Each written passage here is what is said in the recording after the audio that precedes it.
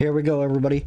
Don't forget to like and subscribe to help support the channel and share it on social media.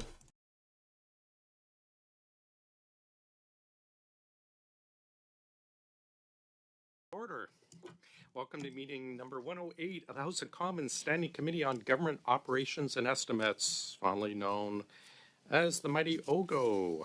Thank you to Northern Perspectives for that shout out as well for the Mighty OGO. Pursuant to Standing Order 1083C and the motion adopted by the committee on Monday, October 17th, 2022, the committee is meeting to consider matters related to the ArriveScam application. As always, a reminder not to put earpieces next to the microphones as it causes feedback and potential injury to our very vital translation department. Thank you very much. Welcome back, Mr. Firth, to OGO. Just quickly, colleagues, just to explain, Mr. Firth's lawyer, Mr. Brent Timmins, will be with us throughout the meeting with his client. He is not, Mr. Timmins, though, is not a witness, and thus he may not address the committee. The counsel may be on Zoom call with the witness, and they may speak directly to their clients, but not to the committee or committee members. I note for committee members that they should only question the witness and not speak or ask questions of the lawyer who is not appearing as a witness. Mr. Firth may from time to time refer to and talk to Mr. Timmins, in which case he will turn off his mic. If it is during one of your interventions, we will pause the clock for that moment. We will suspend for 10 minutes after the first two rounds to give Mr. Firth and Mr. Timmins, as well as members, a break. And then after that, it'll be every 2 rounds we will break for, or we'll suspend for 5 minutes. My intent, colleagues, is to have the clerk swear in Mr. Firth, if that is fine with everyone. I see that, Mr. Clerk. We'll go ahead. And then we'll have Mr. Firth for an opening 5 minutes. Yes, Mr. Firth, I just sent you an email. You have the choice of either a religious oath or a solemn affirmation. I'll perhaps give yourself, Mr. Timmins, a second to see that email, but I can also walk you through that. So please do let me know if you prefer the oath or the solemn affirmation.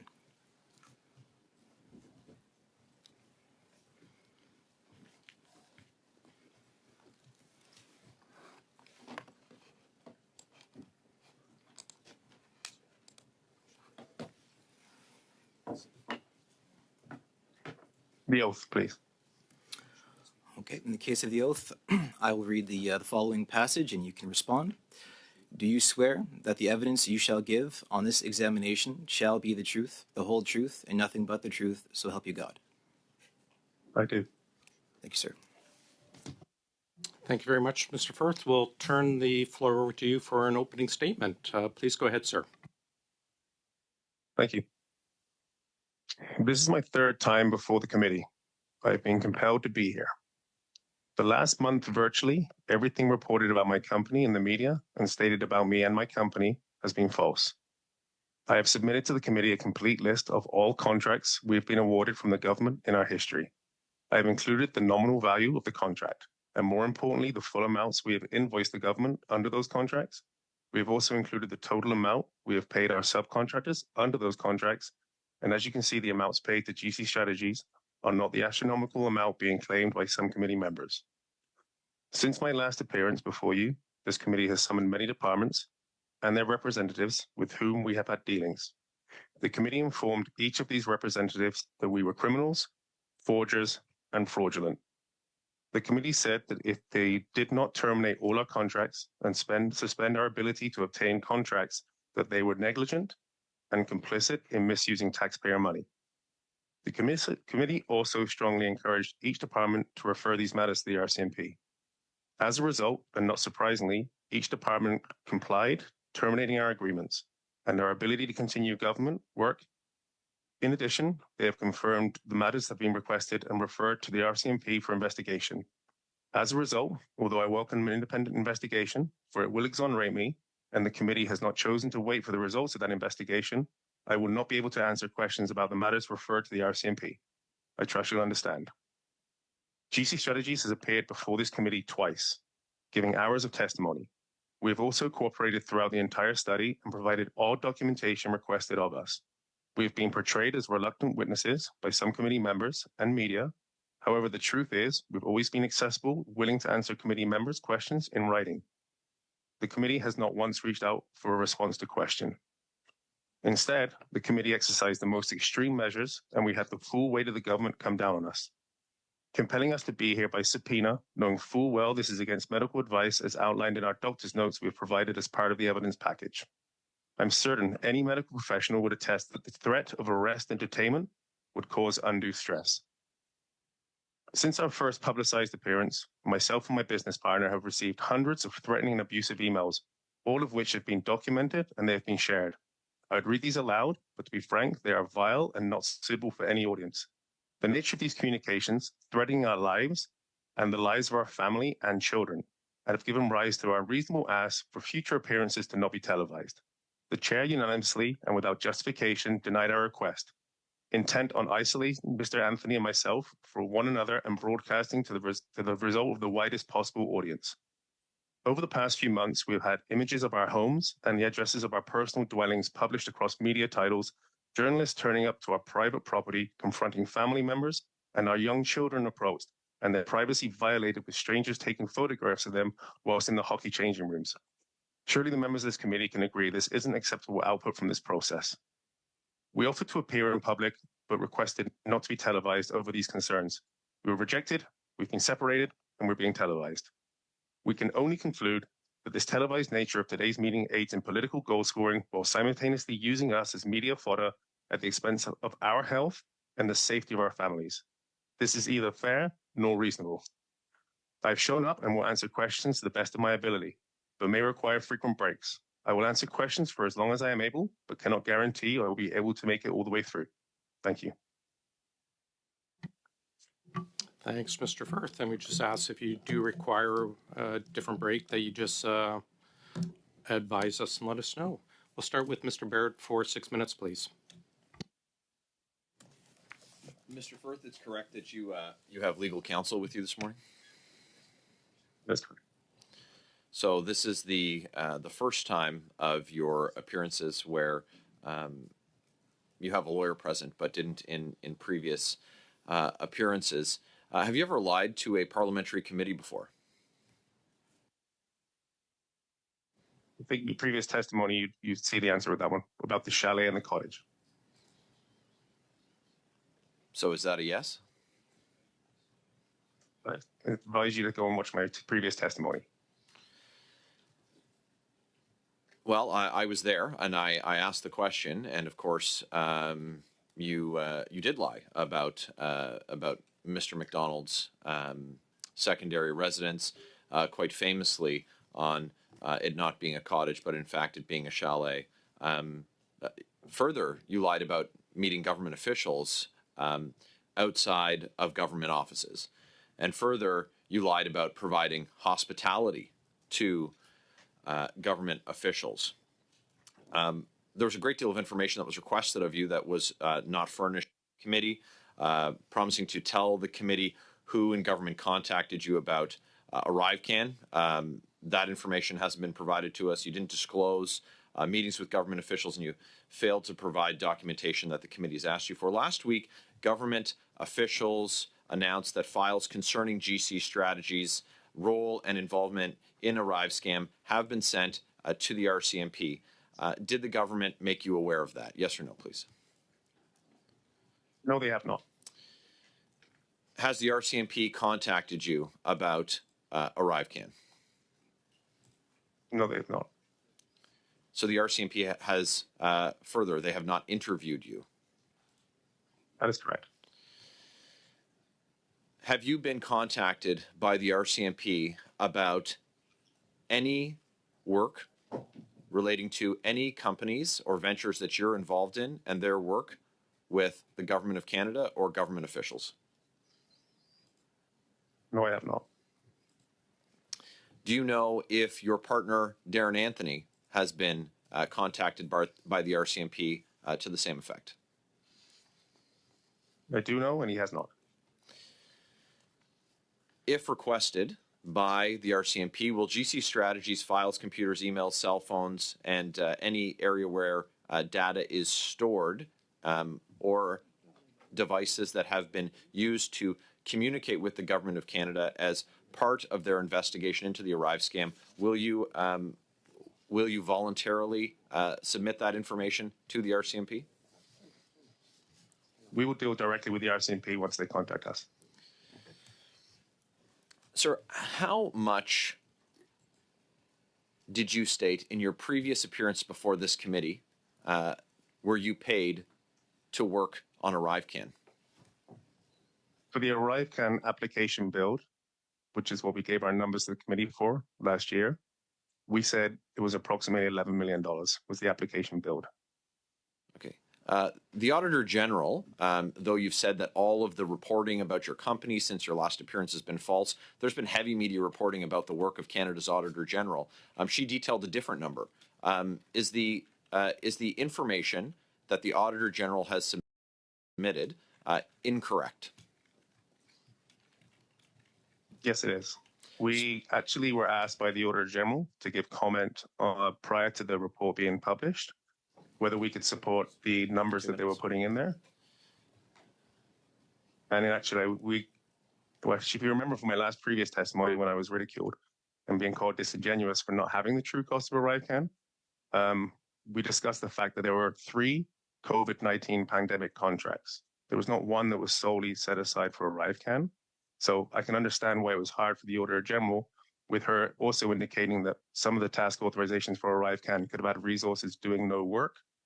Since my testimony and how I got the numbers there, I painstakingly went through every single invoice, spoke to every consultant, and got an understanding of what their level of effort was for the ArriveScam application build. And my numbers were in line with what Mr. Utano testified last time. Okay. That's information that you ought to have had at your last appearance, but I'll take the Auditor General's word that that the number was in excess of $19 million, which of course is not the number that you submitted to this committee.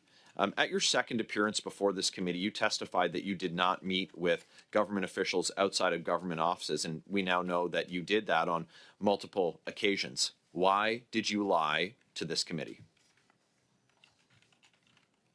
It was not a lie. I just was unaware. I hadn't checked all of my Outlook, but I can tell the committee today that I have met with officials outside of work. Of course, we know that, sir, and we understand that you're telling us that now, having been caught in the lie. The question is, why did you believe it was necessary to attempt that deception before this parliamentary committee?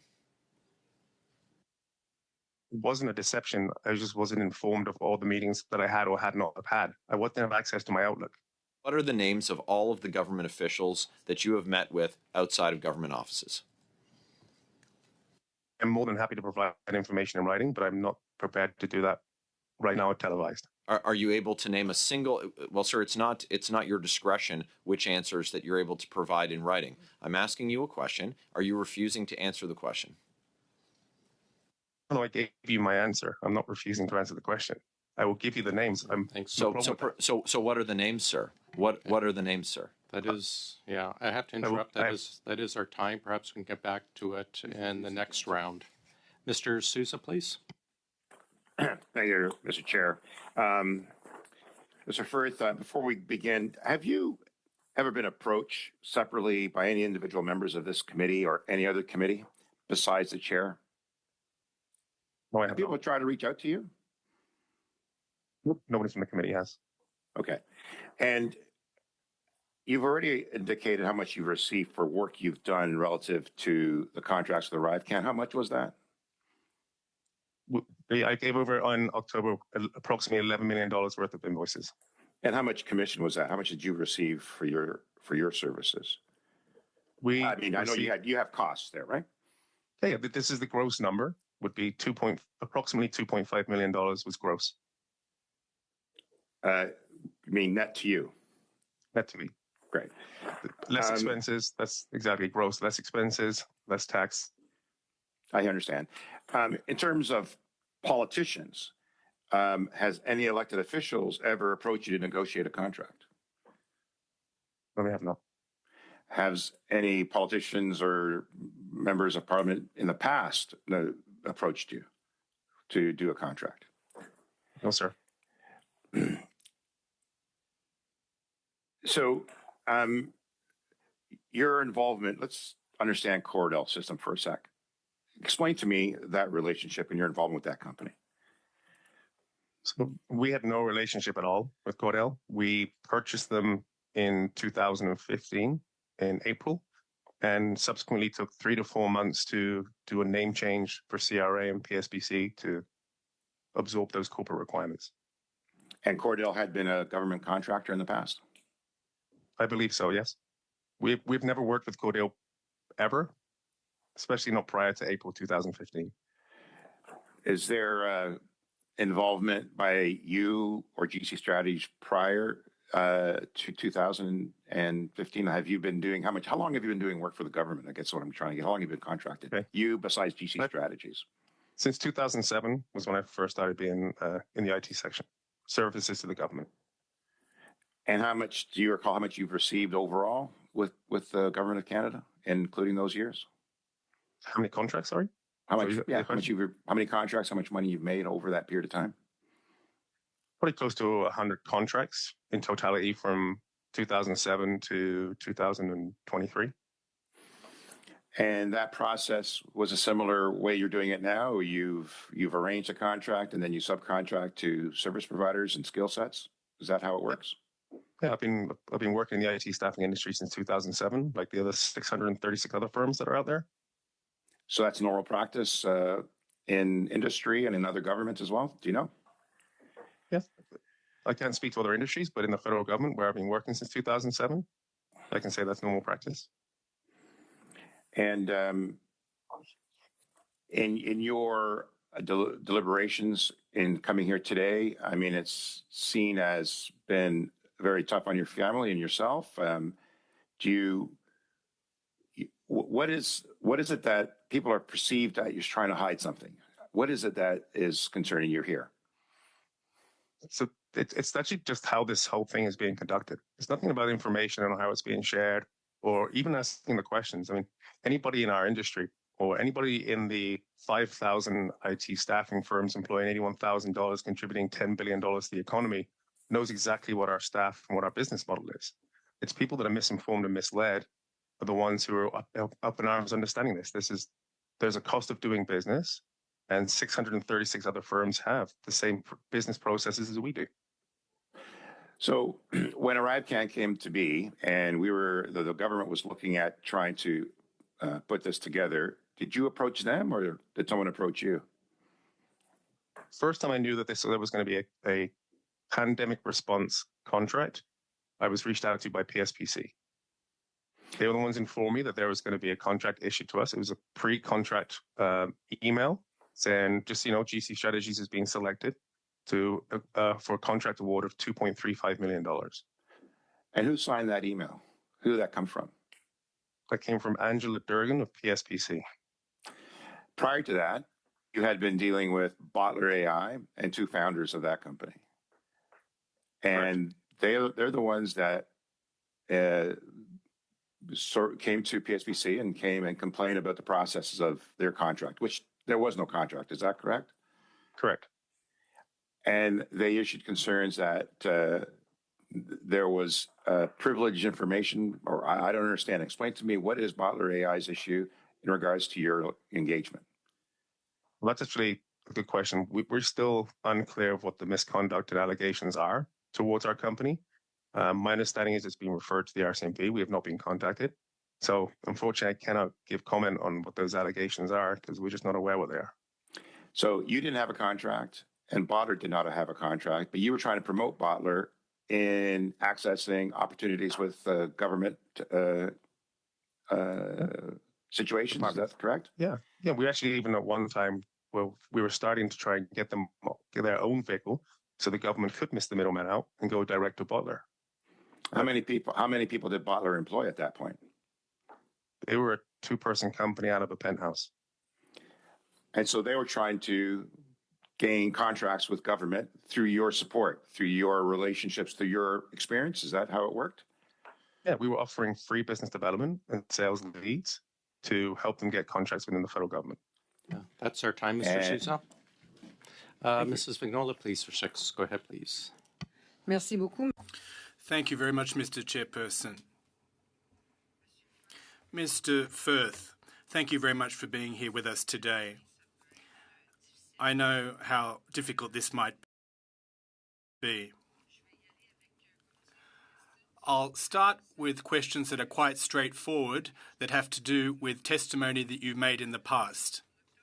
In October 2022, at your first appearance before the committee, you stated that the government spoke to you to put in place a team that would work under its management and direction for a certain time as part of an equipment undertaking, which you agreed to.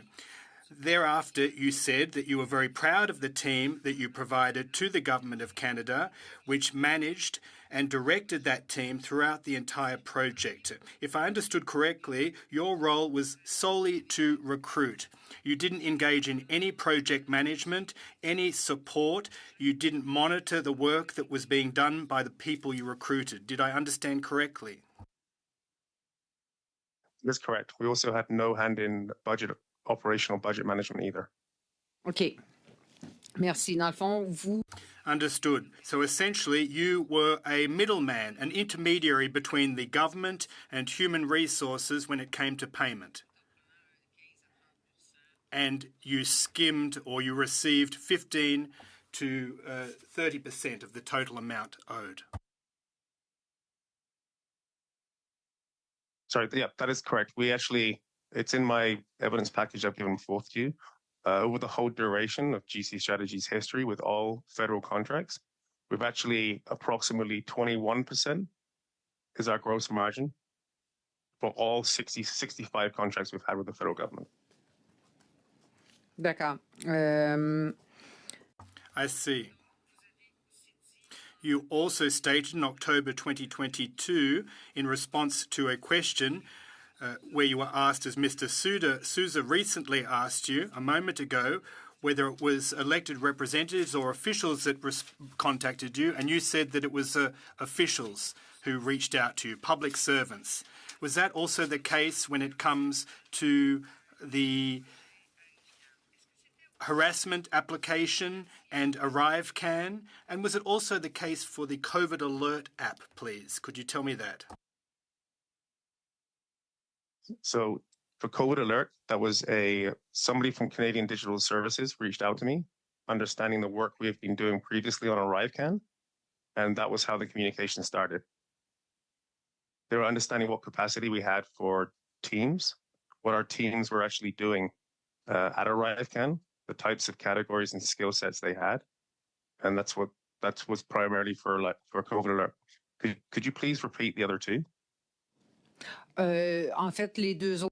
Well, the two others were to introduce certain measures during COVID. So you were also contacted by officials regarding the Butler AI harassment application and also ArriveScam app. Is that correct? So yes, for the ArriveScam app, that was PSPC. That was a government official that reached out to us. But for the Butler, nobody actually reached out to us. That was just understanding that there was harassment charges that were heavily publicized in the public sector, public safety portfolio. And so that was when I reached out to Butler, understanding that there were several clients that could be in need of their services. D'accord. Et concernant Butler AI... I see. And concerning Butler AI, what occurred is that you were put under a contract that was previously awarded to Dalian and Coradix, if I've understood correctly. Correct. We were advised by CBSA to work with Dalian and Coradix. Okay. Et ce contrat était réservé à... And that contract was set aside and awarded to an Indigenous company. At that point, did you get the sense that Dalian was using that as a cover, if you will, in a sense, when it came to statistics regarding contracts awarded to Indigenous persons? You're not Indigenous, from what I can understand, and Butler is not an Indigenous company or individual either, is it? I'm sorry, I'm not the expert to answer that question. I'm not familiar with the Indigenous procurement process. I couldn't give comment on that. I'm sorry. Merci. Thank you. Now, I'd like to come back to COVID alert. You stated that it was a Canadian Digital Services official who reached out to you. Were there officials from Health Canada who also reached out to you, please? During the COVID alert inception of the contract, it was just purely Canadian Digital Services resources. D'accord. Merci beaucoup. I see. Thank you very much. I have about 30 seconds remaining. We received invoices, bank transfers from Dalian to GC Strategies. Now, I won't specify the amounts, if that's okay, but what I did observe was a transfer for Hoodsmith CBSA. Now, I tried to locate the company. I found another family by the same name. Could you please tell me what or who Hoodsmith CBSA is, please? In French, it's a different word, obviously, so that wouldn't make sense to you, perhaps. Brief answer, Mr. Firth. Hoodsmith is a person. It's not a company. It's an individual. Thank you very much. Mr. Backrack, please, for 6 minutes. Thank you very much, Mr. Chair. Mr. Firth, I think I'll start with some of your previous testimony before this committee. In your previous appearance, when you were asked about the ArriveScam situation and what it reveals about the government's contracting process, you said, "I don't think it reveals anything. The reality is that it would have been a perfect execution if the 4 deliverables had been done on time and been of the standard CBSA would have approved and paid. This was not a contracting issue." So since then, we have the Auditor General's scathing report. We have the Office of the Procurement Ombudsman, another scathing report looking at the contracting and procurement process. Do you still stand by that view that this was not a contracting issue, given all the irregularities that have been very well documented? Well, can you qualify exactly the previous testimony? Because that doesn't seem like something that resonated with what I said. I don't think I blame the contracting for the ArriveScam. I think I explained the contracting, saying there were 3 sole source national security exemptions. Okay, well, you said this was not a contracting issue. I'm not sure what the context, that seems like it's out of context. If you could kindly give me the information prior to that. I think the question was about what the ArriveScam situation reveals about the government's contracting process. That's what you were asked about. And you said that you didn't think it revealed anything, that you felt like the problem was not a contracting issue, it was a performance issue. And I guess PSPC did follow all procurement processes in issuing those contracts for COVID pandemic response, or one of which being the ArriveScam app. Okay, so despite all of the findings that have been brought forth by the ombudsperson and the Auditor General, you still feel like this was a performance issue and not a contracting issue. But I'll move on. I think, Mr. Firth, you've portrayed the services that your company provides as one of IT recruitment, essentially assembling teams of IT professionals for the government. And yet there's evidence that actually what was happening was the opposite, that the government was finding IT professionals that could provide services and then directing them to work with you. Is that what has happened in the past, specifically with Mr. McDonald and other firms? No, I think you're referring to one specific component where the firm approached CBSA, and shortly thereafter, those names appeared on one of our contracts.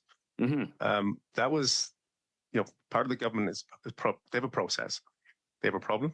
They have to find a solution. And they either have to go to an RFP, which sometimes takes 3 to 6 months, or they look to use an existing vehicle. I can assume that maybe the opportunity was time sensitive, and using procurement processes, 3 to 6 months would have taken too long. They'd have asked them to come to myself or any other existing contract to try and get the work done sooner. I guess the hard thing for me to understand is how the public gets value out of this, because essentially the government has identified a contractor that can do the work for them, but instead of simply setting up a contract with that company, they're suggesting that they work through your firm, which takes a commission, and so the actual contract ends up costing the Canadian taxpayer more than it would have if they had dealt with them individually. Is that a cost? That's a fair characterization. That's a fair characterization. And again, until the processes which have been in place since 2003 change, where the government can be a little more nimble and execute on directed contracts quicker, it's going to continue to happen. It's very frequent and commonplace where if an RFP if there's a solution that's needed quickly, then it's always the point of least resistance is to use an existing contract versus doing a new RFP. So there's a situation set up whereby you have this existing contract that's somewhat nebulous and can act as a container for a wide variety of services that the government goes out and identifies and then funnels them through your existing contracting framework. And then you take a commission off the top of that. And that would not be my contracts, because my contracts were very specific to pandemic response. So you couldn't have just used that as a generalized bucket. Those are the large contracts you hear, which are called omnibuses, which have 30 or 40 different categories on place. And then those ones would be the catch-alls for the majority of the projects that go on within a department. Ours are very, very specific. Like, you have to always make sure that the requirement you're bringing up is in alignment with the original statement of work that came with those contracts. So if it falls outside of those parameters, I think Mr. McDonald kind of gave testimony to this, they're managers who often don't get funding or need funding for projects would put an ArriveScam twist to it, or they'd put a pandemic twist to what they were doing. This is why, again, the Auditor General's report is inaccurate, because as she attested to in her report, there's actually, you can't get a true cost for ArriveScam because there could be other projects or other resources associated with that cost. Does that make sense?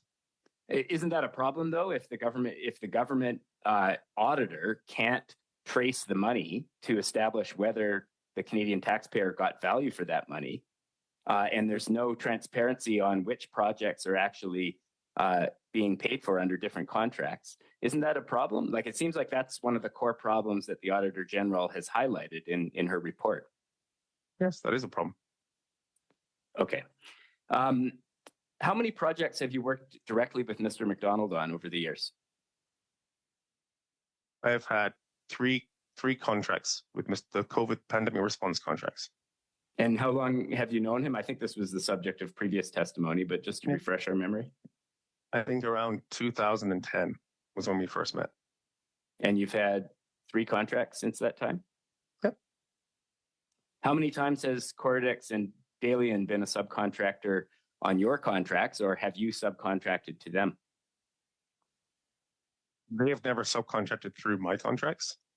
And I think through Dalian and Cordex, it'll be a handful of times. I don't have the exact number. Fewer than 10? More than 5? Fewer than 10. More than 5. Okay. Yep. Okay. Thank you, Mr. Backrack. We now have Mrs. Block for 5, please. Thank you very much, Mr. Chair. And I'm going to circle back to some of the questions that my colleague was asking in regards to who from the government would have contacted you for these contracts. And I know you provided us with a name for a contract, and you stated that it was Angela Durgan from PSPC who had signed off on an email. I think that was in regards to the first contract that you had received. But in fact, you received 4 contracts for ArriveScam, 3 which were non-competitive and 1 that was supposed to be competitive. So I'm going to ask if you could provide us with the names of those contacts on those contracts. Absolutely. And again, thank you for the question, but they were never ArriveScam contracts. They were all pandemic response contracts, and ArriveScam was not solely used on just one contract alone. It was used across 2 of them.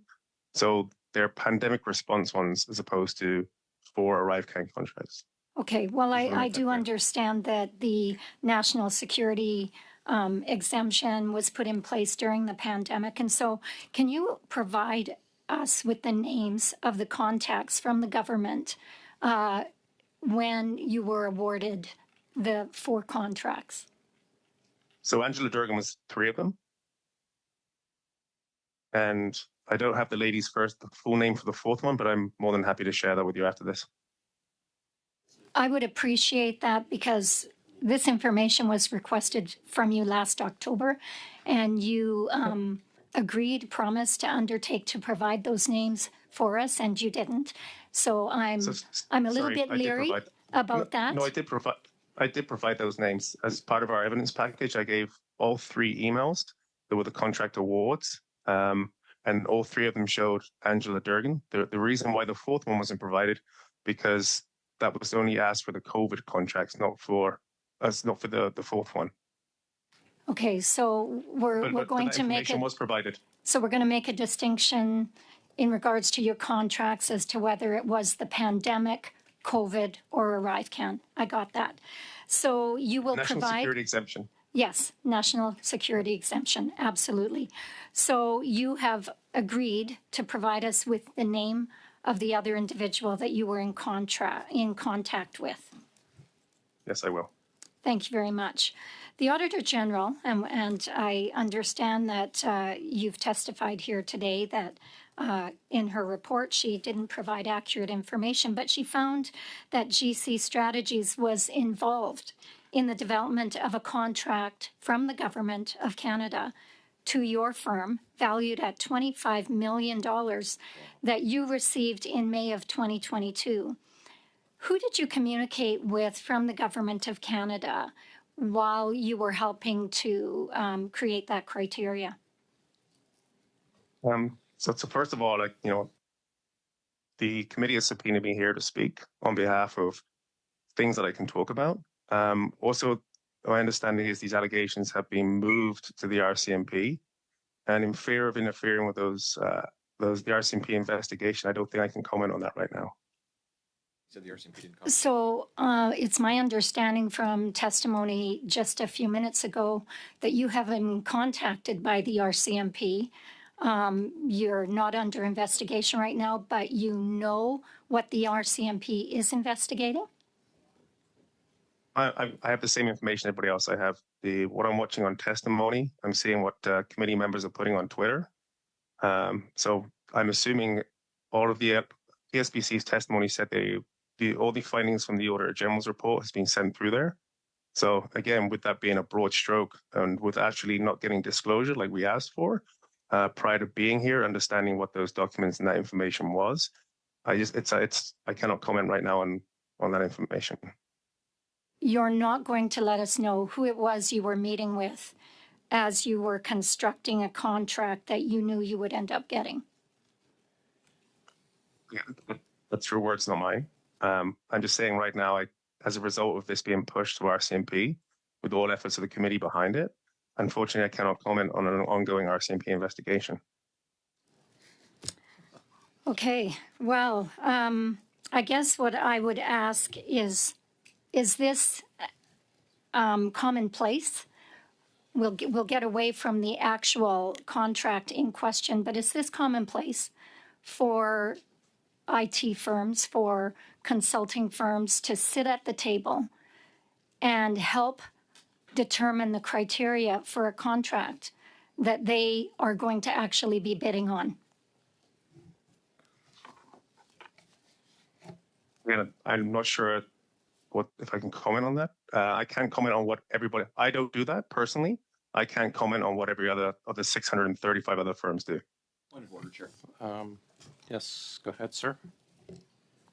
The witness is refusing to answer questions under the auspices of a hypothetical, according to him, and he is required to answer the questions put to him by this committee, unless I'm mistaken. And if I am mistaken, I just ask for you to correct my understanding. But the witness is required to provide this information, and his lawyer would be able to tell him that it wouldn't prejudice a police investigation.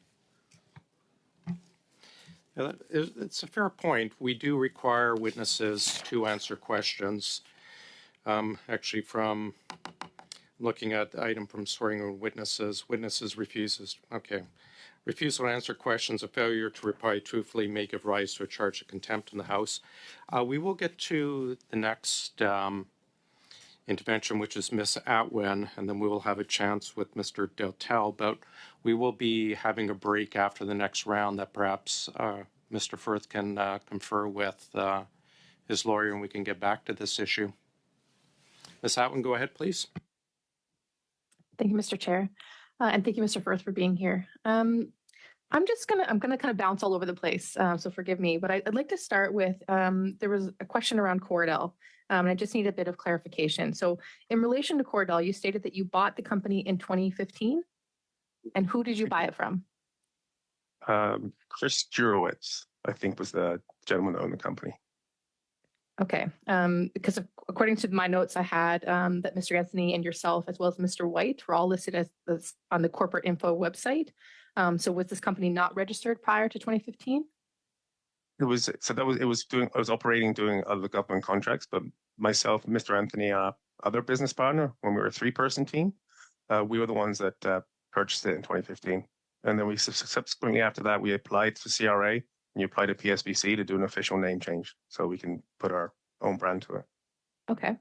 And you also mentioned that you've been, working within contracting with the federal government since 2007. And would that be under your name as an individual or another company's name? Or if we were to search that information, what would we be searching? I used to work for a company called Veritech, which has recently been purchased by, well, not recently, but it's been purchased by Express Manpower. I was solely with those guys since 2007 until 2015. And it was all IT related work with the government? That's exactly what we do right now. Yep. Okay. So I did want to address, in your opening comments, you mentioned some of the ways this is impacting you personally, as well as your family and your children. And there's certainly, that should never happen. And I apologize for what's happening, as far as your personal life. And I'm not surprised, sadly, because of the rhetoric that's been used around this issue. We hear a lot of it in the House as well. And even as Liberal members of this committee, a lot of it's actually directed at us as well. So I'd really like to clear up some of the things that we're hearing. Things like, Liberal insiders got rich. So I'd like to ask you, do you have any personal connections to the Prime Minister, to our cabinet ministers, to any of us as Liberal members of this committee? No, I do not. Okay. The other big thing is the way it's characterized is that, GC Strategies was a 2-man operation in a basement that basically had, according to the Auditor General, $19 million. Essentially, it seems that it's being portrayed like, cash was dumped on your lap in this amount of money. And so really that money flows through your contractors, your subcontractors, and you mentioned the amount that you would have received personally. But I do have a question about the commission piece. So it's cited often as 15 to 30% commission. Can you account for this fluctuation? Is that a common thing? Yeah, so it all depends on, it can be, I'll dumb it down and make it as boring as possible. How it typically works is you get a agreed rate to the client, let's say $1,500 a day for your services. It's then on us, once that contract's been awarded, to try and find that resource. And at that point, you negotiate their rate. So if their rate's $1,000, you've now made 25%. If their rate is $1,200, you've now made X%. So it all depends on what negotiations are between what the rate is to the Crown, and what the person you found is. That delta in between is the margin. Okay, great. That's very helpful. So you have addressed a little bit about the Auditor General's report, and it was good to know that you had been approached for comment around some of the numbers that she was sharing. Were you approached by the procurement ombud prior to him writing his report? No, I was not. Okay. And do you feel that your input with the Auditor General was reflected? No. We commented on 2 parts, and they were not included, or really our thoughts were considered. This is why one of the biggest ones was the $19.1 million, because you'd understand what the uproar is going to be and how it's going to be used against you when you've been citing, like CBSA officials have been citing, that the number's closer to 12 million. And again, there's lots of reasons why there could be discrepancies. We understand the financial systems and the codes aren't the best at CBSA. Furthermore, is the approximation and the valuation that was provided in the AG report was billing up until May 2023, whereas we previously gave numbers from the application build, which finished in July of 2022. So there's another year's worth of billing there, which may not even be an ArriveScam. But again, no one knows if it's ArriveScam or not because how things are tagged internally. Okay. And to the extent you are aware, can you describe how the government may have tracked your performance on ArriveScam contracts? There's quarterly reviews, quarterly reports we have to send in the PSPC, which shows burn rates, which essentially means how much the resource is burning. Let's say a task authorization starts at $200,000. Each month you have to say how much that resource has used up against that. So not really from a performance. That's more done, like I said, performance is done by an employee, but we track the finances typically with PSPC to understand, is a task authorization running out? Is a contract running out? Is there time to do renewals? So that's the extent of how we're monitored from the government organization. Everything else like project management, budget, and everything is taken care of by them. Thank you very much. That is our time, I'm afraid. Mrs. Vignola for 2.5, please. Merci. Thank you very much, Mr. Chairperson. Mr. Firth, earlier when we were talking about COVID alert, you stated that a government official reached out to you from Shared Services, Digital Services, Canada, who had heard about you. Did that government official tell you who referred him or her to you? No, he did not. It was more a case of we understand the work you're doing on ArriveScam, and that's kind of how the introduction started. OK. Parce que... I see. Basically, COVID alert was being supervised by PHAC, the Public Health Agency of Canada, someone you know well and someone you had dealings with regarding COVID alert was transferred to that department, who won a position in a competition, and that is why I asked the question about the referral. Thank you very much. Now, you also stated that the mistakes on the part of the Auditor General may have been due to the codes that CBSA uses that are not always so clear. In your opinion, when it comes to procurement and contracting, do they need to tidy up their house at the CBSA in order to clarify what those codes are, such that the transparent government, quote unquote, is truly transparent, and such that data is much more clear in the eyes of the public and also for the politicians sitting around this table? Yes, I agree. They need to do that. Donc, therefore,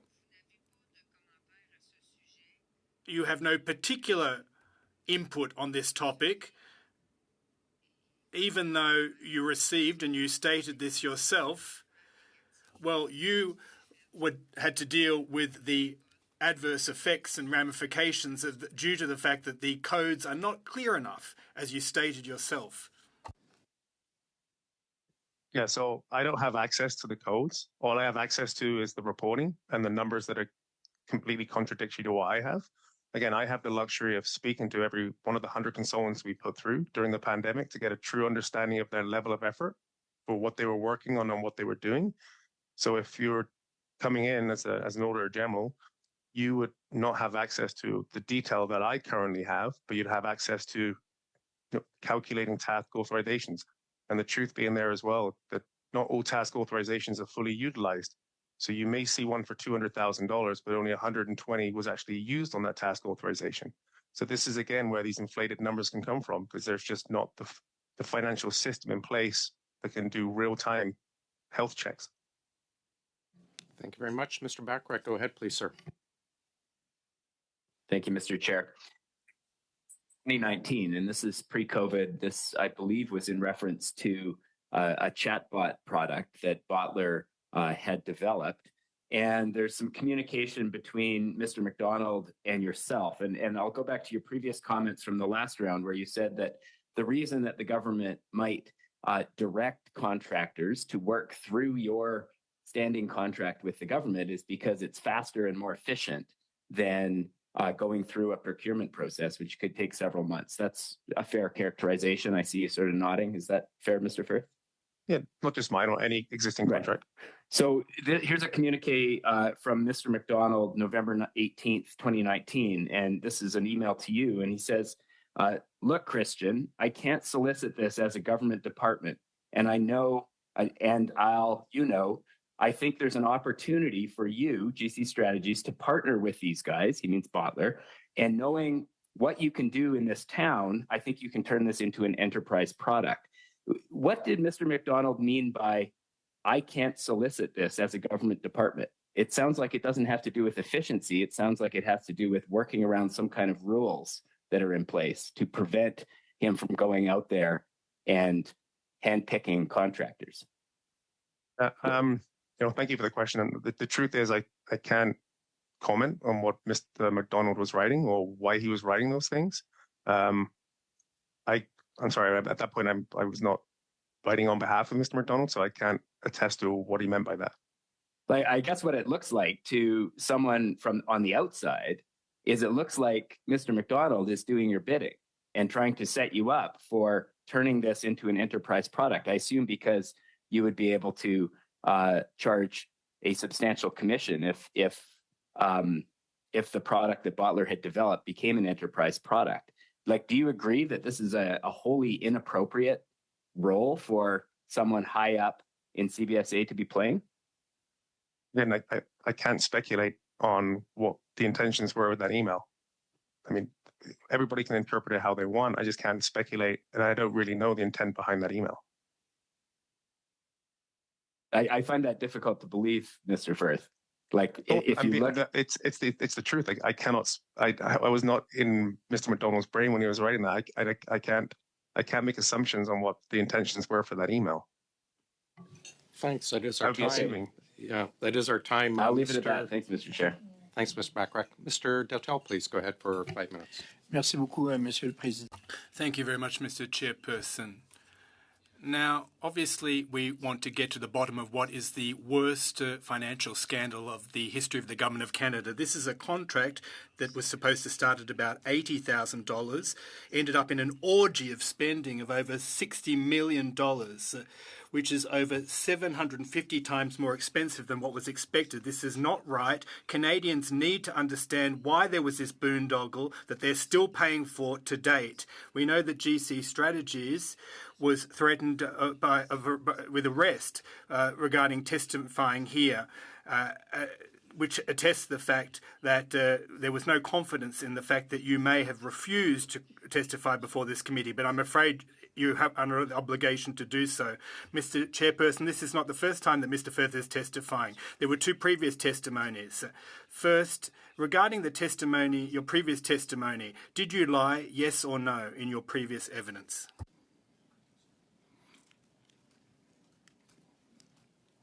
Sorry, can you repeat the question, please? I was at some feedback on my microphone. Avez-vous menti? Did you lie in your two previous appearances before this committee, yes or no? For two, I made a mistake with a cottage and a chalet last time I was here. Okay. And again, it's not a lie. I mean, the actual irony is that it was referred to as a cabin. Et puis l'hospitalité avec le whisky.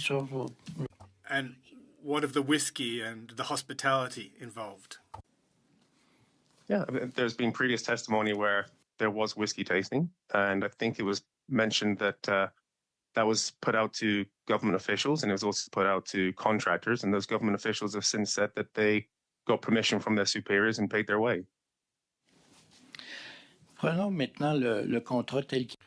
Now, the contract as it was awarded, it's the contract that you executed. At what point did you realise that $80,000 was insufficient and that things were starting to cost a lot? At $1 million, $2 million, $3 million? At what point did you clue into the fact that this was going to go through the roof and it was going to become exceedingly expensive? So again, thank you for the question. Like that, that's not my determination. The first contract award was for $2.35 million. That was the one that was the first COVID contract.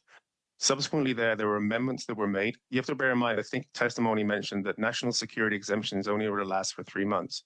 So there had to be a decision made by the government to either put a larger number and keep doing amendments versus keep going back and retendering and redo it, which isn't a fast process, we know that, to retender and restructure a contract every 3 months.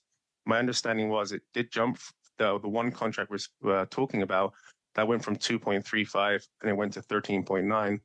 But my understanding was every time there was an amendment, it was published on Buy and Sell, which has 635 other companies can challenge. And it was also put in front of the House, and MPs voted in the House every single time there was an amendment. So it wasn't like I knew, but everybody knew that the prices were raising. Qui s'assurait de la... Who monitored the quality of the work that you were doing? Overnight, you can't just go from $80,000 to $60 million without someone sounding the alarm bells and saying something is awry. Who monitored the quality of your work? We'd had 4 or 5 government officials that was monitoring the quality of our work. Well, we were not, there were other prices associated to just ArriveScam and the application bill that we're not privy to. So we were not part of the 19.1 or the 11 million to the 60. We were from the 0 to the 11 or 19.1, depending on which article you want to read.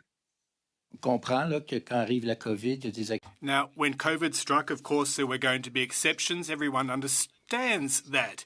But there's a distinction to be made between being very active and inflating the bill to the tune of 700 times larger exponentially. That's what Canadians wanted to get to the bottom of. When did you realise that this was a phenomenal cost overrun and yet it was lacking in quality? At what point, please? Well, first of all, we've submitted over 1,500 invoices monthly. So again, I want to get the illusion of everybody's thinking right now, we were never given a check for $20 million on day one. We've done 1,500 monthly approved submitted invoices for the last 3 years to get to whatever amount you want to listen to, 19.1 or 11. We were not responsible for alerting any alarm bells. We were performing, we hit 171 releases of the application on time. Every time Public Health Agency changed the policy, we'd have to amend the application, and that there in itself, the fact we were hitting all of our targets meant that we were doing a good job, but we also don't control what the budget is. That's out of our realm. Vous faisiez, ouais, je prends votre propos. Our time. Mr. Jouari, go ahead, please. Thank you, Mr. Chair. And Mr. Firth, I'd like to focus on 3 areas, and I only have 5 minutes. Number one, in your testimony, you referred to 3 companies. One, Firth, and I would ask you to give us the proper spelling of that, which you were an employee between 2007 to 2015. Then I understood that there was a company named Clorox, which there had 3 partners, and then in 2015, 2 of you bought this company, which then applied for a name change and CRA, et cetera. It became GC Strategy. So are you telling me, or is my understanding of the fact that you were employee at Vertec and you also had a company, were part of a 3-man show during that period? No, from 2007 till March 2015, I was an employee of Veritech, which is VERITAAQ. I was there for 8 years. Okay. Then myself and my 2 business partners, we approached a company called Cordeal, who had previously been working independently from us. And when we purchased them in April and subsequently did the name changes and everything else to rebrand. Okay. So in your due diligence, in buying that company, did you look into any type of connection that they had with the government and or any contracts that they had worked in the past and projected contracts that they had in the future? So we went back 5 years, and so we saw the contracts they previously had with PSPC. And then I think when we purchased them, they only had 1 contract outstanding with Natural Resources Canada. Are you in a position to tell us how much you bought it and how much of that was goodwill? I can't. I don't think I can disclose that right now. Okay. We'll leave it that. Now, coming to your, again, opening remarks, second area, you have consistently said the application build, and you've emphasized this on the build, where we know that the Auditor General has said this total application build and support and all of those things, it can be estimated around 60 million. We don't know that number is right or not, but and you are telling us that it's your part of ArriveScam build was $11 million. Can you clarify the difference when you specifically were to use ArriveScam build, GC strategy, and the big picture of what has mushroomed into, or potentially has mushroomed into, about $60 million? Yeah, but again, we were only servicing the build. So when you look at call centers, I think Service Canada had $7 or $8 million for a call center. There was cloud services with AWS and Microsoft. There was other components like cybersecurity. There was data management. There was, I think there was a component for character recognition. There were things that we weren't involved in. We had a core team that was responsible for developing the app on the web, Android and iOS. Okay, anything, perfect. And no back-end components. So you're in a position of those invoices. You haven't been asked to provide those invoices. Good of you that you've gone through and you've got understanding. And you are claiming that it was roughly about $1 million, and you're saying net, you have shown a net income of $2.5 million off of that 11. Am I right? Approximately $2.5 million. Yeah. Okay. So with about 1 minute and 10 seconds, I'd like to go back to another comment that you made, and that's the third area. You talked about the rate to the crown. Okay. And the rate to the crown, how is that rate determined? Is it determined by you, or is it determined by the crown? It's a combination. So when you submit the RFP, if there's multiple options, then there will be what they call a median band, where they'll take all of the bids and they'll understand what the median price out between $1,500 to $1,200. Then it'll be around $1,350 is what they'll say is the fair price for the crown. That's what they've determined it to be. Okay, so crown determines the crown rate based on a methodology, correct? Now, when you go and bid, you bid on that crown rate. It's not that you set the crown rate or any of the 636 sets the crown rate, correct? It's off market rate. Okay, so what that means is this is essentially why I guess this process was put in place in 2003 to the private sector, is to be competitive and keep the prices down for the crown. You need to have 636 people bidding on something every time. Fair enough. So the rate is set up by the crown based on a market rate. And then you will basically go back and try to negotiate with resources. And whatever margin is left is yours. It's not that you are increasing the crown rate, established rate, correct? Yeah. Once the rate is determined, the crown, it's up to us to negotiate the resource. And okay, I will come back to you again on that because I'm out of time. Thank you very much, Mr. Jouari. It's 12:06. We will suspend for 10 minutes and start round 3 at 12:16 on the dot. We're suspended.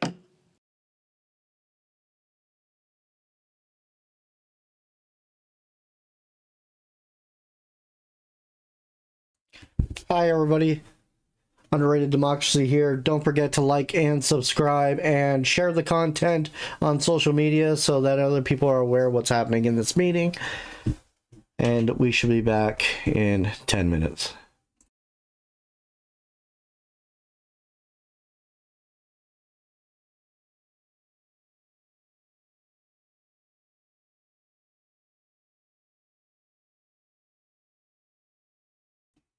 Go have a snack, have bathroom break.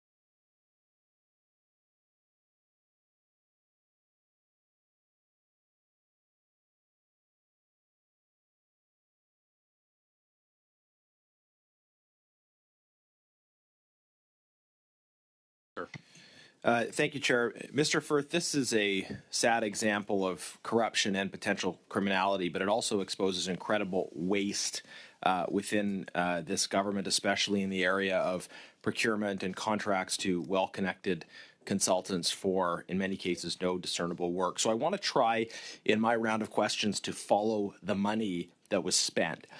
The Auditor General's report estimates $59.5 million spent on the app, and further that your company received directly $19.1 million of that money, even though by your own admission, all that you did was recruitment of other individuals and companies. That's an incredible sum for quote-unquote recruitment. But you told the committee that the Auditor General's information is not correct. You dispute the 19.1 million figure. You say it was only 11 million. Is that correct?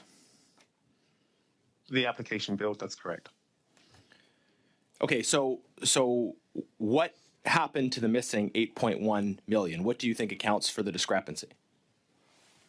Well, so you'll see in my evidence package, we've actually invoiced CBSA in 3 years close to $22 million, approximately. I'm not disputing the fact that $19 million wasn't invoiced through my company monthly. I'm disputing that $19.1 million is completely attributed towards the ArriveScam application build. Okay, so your testimony is that you've received $22 million from CBSA over the same period. You simply are disputing the categorization of it as being all related to ArriveScam. What I would add to this in terms of frankly the absurdity is that the invoices that you've submitted to this committee, some of which are very kind of vague and unclear in terms of what they actually refer to, but they add up to 9.6 million. So you've shown this committee invoices for 9.6 million. You've also said you got 11 million that you categorize as related to ArriveScam, and 22 million in total. So how do you explain the discrepancy between what you've shown us invoices for and what you said was you actually received? So first of all, the 22 million is not just solely ArriveScam. There was multiple projects we were working on during the pandemic. These were not ArriveScam contracts, right? There were 3 pandemic. Yeah, the Auditor General says they are, but I was asking specifically about the difference between the 9.6 million and the 11 million. You said you got 11 million, but you didn't provide us with 11 million worth of invoices. We sent hundreds of pages of documents over. I can follow up and make sure that those ones would result to $11 million. Yeah, I've done this again like hundreds of pages doesn't absolve you of the need to provide accurate information, sir. And just in terms of the difference between the 19.1 and the 11 million, you started off your testimony by saying that everybody's lying and saying mean things about you. The media is wrong. The MPs are wrong. But you're also now saying the Auditor General's wrong. What are we as a committee to make of the fact that you want us to believe that everybody is wrong in their figures except you, and yet the invoices you've sent to the committee don't add up to the figure you said was spent was given to you in relation to ArriveScam? Yeah, I also said as well, it's in my opening statement that it's this testimony and this committee that have also had death threats against myself and my wife, which have had photographs of my kids being taken. Sir, I'm looking for accurate information on the amount of taxpayers' money that went to your company. Now, we've invoiced 1,500 times, $22 million. Well, the invoices do not line up with the figures you've given. Sir, I'd like to know for all the money that you earned on this project, after expenses, what was the total amount of money that you and your partner took home from this project? I haven't got the exact numbers after taxes, after expenses, through dividends, but I've told you it's approximately $2.5 million. Each? Approximately 2.5. No, in total. That's the 20%. So you and your partner became millionaires through this project, and you want us to believe that all of the rest of it, in addition to the 2.8 million, were expenses, even though all you did is recruit. I mean, how expensive is a LinkedIn account these days? Well, $2.5 million over 2 years is 1.25 divided by 2 people. How many hours? This is How many not a hours did millionaire. you spend working on sending the LinkedIn invitation, sir? That has no bearing on this project, does it? I think it does. How much you earn for what work is the question we're asking, right? And the numbers don't line up. And just a quick question and a quick answer, please. yeah, how many hours did you spend working on this project in exchange for the millions of dollars that you and your partner got for the act of recruiting?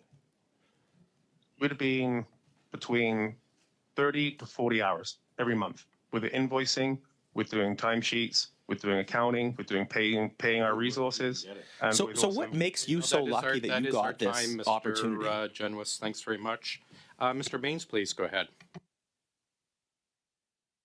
Thank you, Mr. Chair. Thank you, Mr. Firth, for joining us today. Can you, I think I'd like to get to the bottom of the process. And I think Canadians, still are trying to understand how this process works and how do contracts get awarded. And I mean, elected officials come and go. You've been working with government, through the bureaucracy, with public service officials since 2007.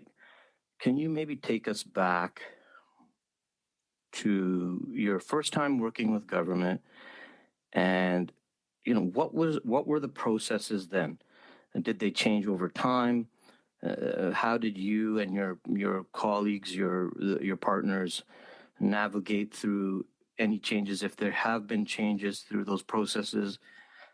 Did you build relationships over those times? Did our bureaucracy because ultimately we have public service officials that work for decades and in different departments, hundreds of departments. So how did they get comfortable seeing you? Did they overlook certain processes? That we're trying to get to the bottom, and I think of how contracts are being given out. And in this case, you've received hundreds of contracts since 2007 in your time working with government. And so maybe walk us through your time during 2007 and maybe try to answer some of those questions along the way. Okay, thank you. So fundamentally, the government has a problem. They've identified they need to change the technology, they need a team of people to come in, or that there's just something they need to get done. At that point, they determine they need to put an RFP in place. So they'll work together on putting requirements together. They'll put everything they need, a statement of work, and so forth. At that point, it goes on to a public tender, onto a buy and sell, and there are companies who are invited. At that point, you then just decide whether you're going to bid on the opportunity or you're not. If you are, you then look at the requirements, you then go find the people, you then make sure that they are security cleared, and they're going to be the ones who are actually going to be the ones doing the work, should you win the contract.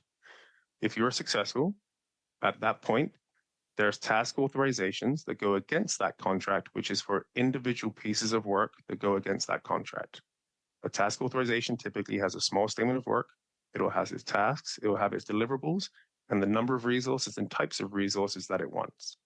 At that point, you would then respond to task authorizations. Bear in mind, it is one business at that point because you already have the contract. You would then submit the task authorizations that go through due process, that be evaluated by the department. And that's how you typically would get one or a number of resources in to do the work. So this is 2007, exact same process? Same process. It hasn't changed? Has not changed. So is there a failure in with our officials going through the correct processes? Is so you over time ultimately became someone who's mastered the process of how to get these contracts? Is that maybe, or is it just you know how to follow those guidelines? If you look at some of the the issues that have arisen here, and you're saying that this is the process where recruitment is the norm, and you're bringing on people to complete these tasks. Like this process hasn't changed since 2007. That's correct. And saying we're lucky to be what makes us so lucky is it's just we've just determined to be a 2-person company that's figured out how to do what 10 people do, or 20 people do, or 30 people. The same. Everybody has the same tasks. If you're an owner or an employee of an IT staffing firm, you just have to follow the process that's been put out by PSPC. It's kind of black and white. Okay, and then fast forward to your time. So how many people did you actually end up recruiting for the ArriveScam job? ArriveScam would have been around 35 to 40 people in different capacities. But for CBSA proper, for the whole 3 years we were working there, over 100. And so for the 35 people, each of them would have to go through a verification process? Yep. They again, and please be clear that the government cannot go direct to these resources. They need vendors like ourselves to pass these people through. Why is that not part of the process? Just quick because answer you have because to we're be past our qualified time. So just start again, You have Mr. to be a Firth. qualified vendor. Okay, thank you. Perfect. Thanks, Mr. Baines. Mrs. Vignola, please, for 2.5. Merci beaucoup. Thank you very much. Mr. Firth, I'll just make a number of assertions, and I'd like you to confirm them or deny them. Now, if I understood correctly, GC Strategies was never responsible for the financial coding. It's the contract authority, i.e. CBSA, that was responsible for financial coding that was required under the Auditor General's analysis. Is that correct? That's what the Auditor General's report says. I thought it'd be somebody in the financial department would be. Thank you. Vous, votre Now, your sole responsibility as a company was to affix the contract number on your invoices. Is that correct? Typically, contract numbers, task authorization numbers, OK. confirmation and sign off by the government. La vérificatrice générale.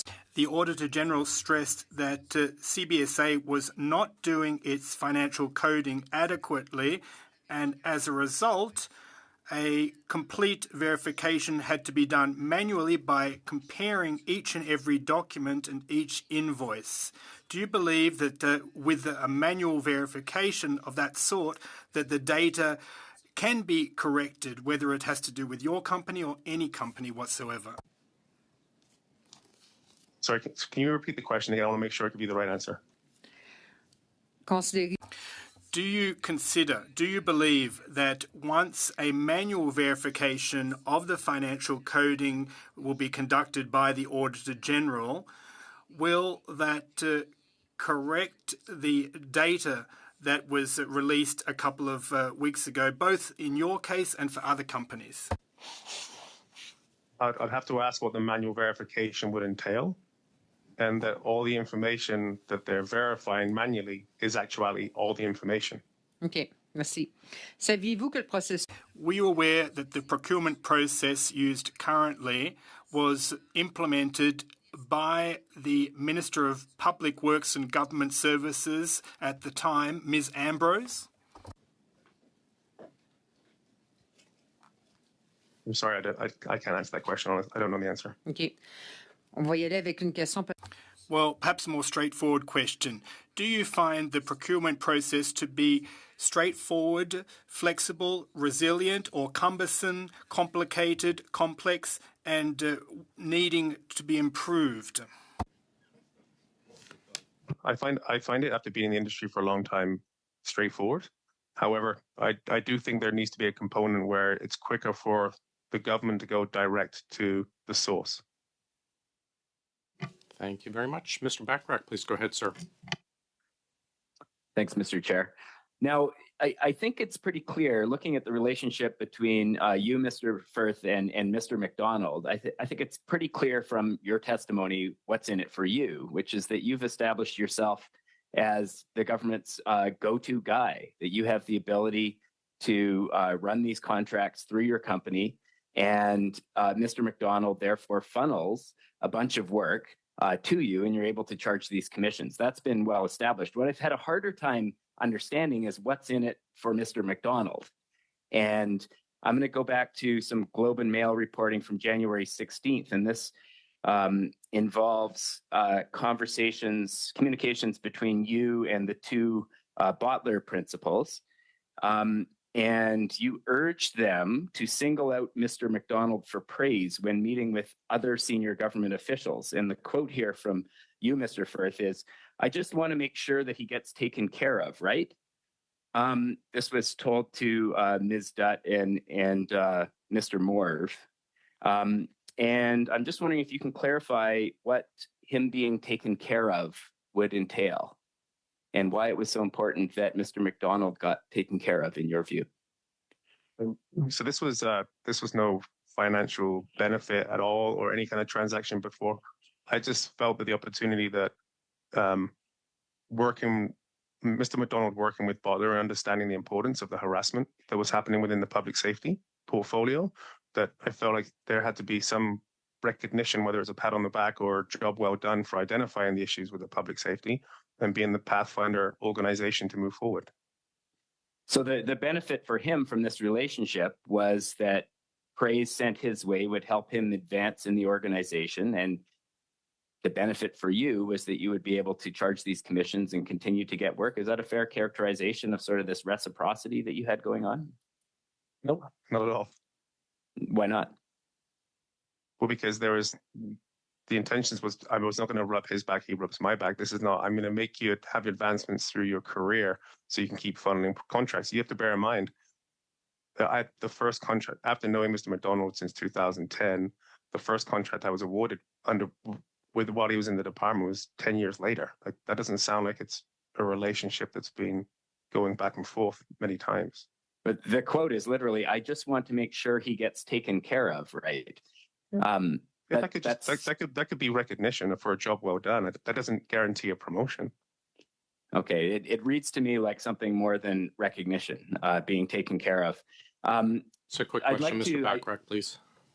Okay, I'll cede my time, Mr. Chair, and dive into the next question next round. Thank you. Thanks. Mrs. Block, please go ahead. Thank you very much, Mr. Chair. Mr. Firth, I'm going to circle back to my line of questioning regarding GC Strategy's involvement in developing criterion on the fourth contract that you would have been awarded through the CBSA. Both the Auditor General and the Procurement Ombuds identified the overly restrictive criterion on that fourth contract, which obviously raised concerns for both of them. Of deeper concern to the Auditor General is that she went further and identified that GC Strategies were at the table. And so, look, you would have been meeting with public office holders in order to set this criteria. They are accountable to Parliament. And so I'm going to ask you the same question that I asked earlier. I'm trusting that you've had an opportunity to speak with your lawyer. Who did you communicate with from the Government of Canada? And I need the names. Thank you. Thank you for the question. So let me address the about the requirements being overly restrictive. I think I've heard in testimony and read in reports that the e-portal did a CPSS search, and there were actually 40 qualified vendors that could bid on this RFP. And actually, I think 10 even showed interest. So it seems a little subjective after the fact to call it restrictive when there were already 40 qualified vendors who could actually respond to that. And secondly, I've had a chance to speak with my lawyer, and I'm sticking to what my line of is with regards to this is under investigation by the RCMP, and therefore I cannot interfere with that. Mr. Chair, I'm wondering if you could provide us with any clarity on that. Thanks, Mrs. Block. Mr. Firth, I understand what you're saying, but it's a very direct and simple question, and we do have rules, and I'm going to refer back to it. Witnesses must answer all questions which the committee puts to them. You may object to a question asked by an individual committee member. However, the committee agrees that the question to be put to the witness is obliged to reply.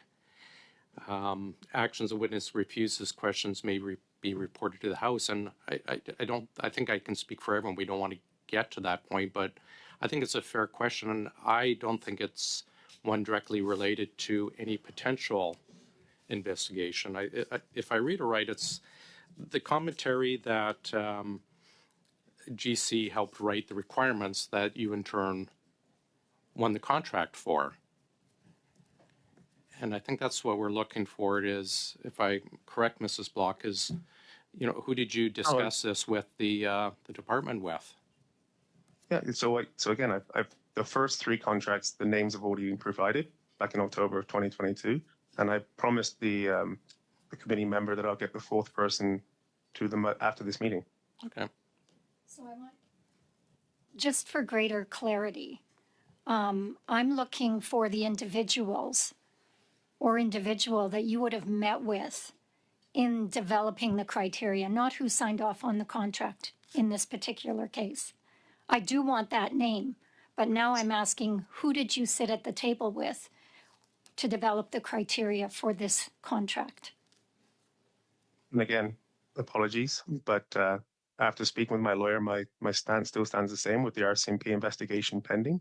I don't interfere with that. Well, Mr. Chair, I'm not sure where we go with that, but I'm sure we'll discuss that in due time.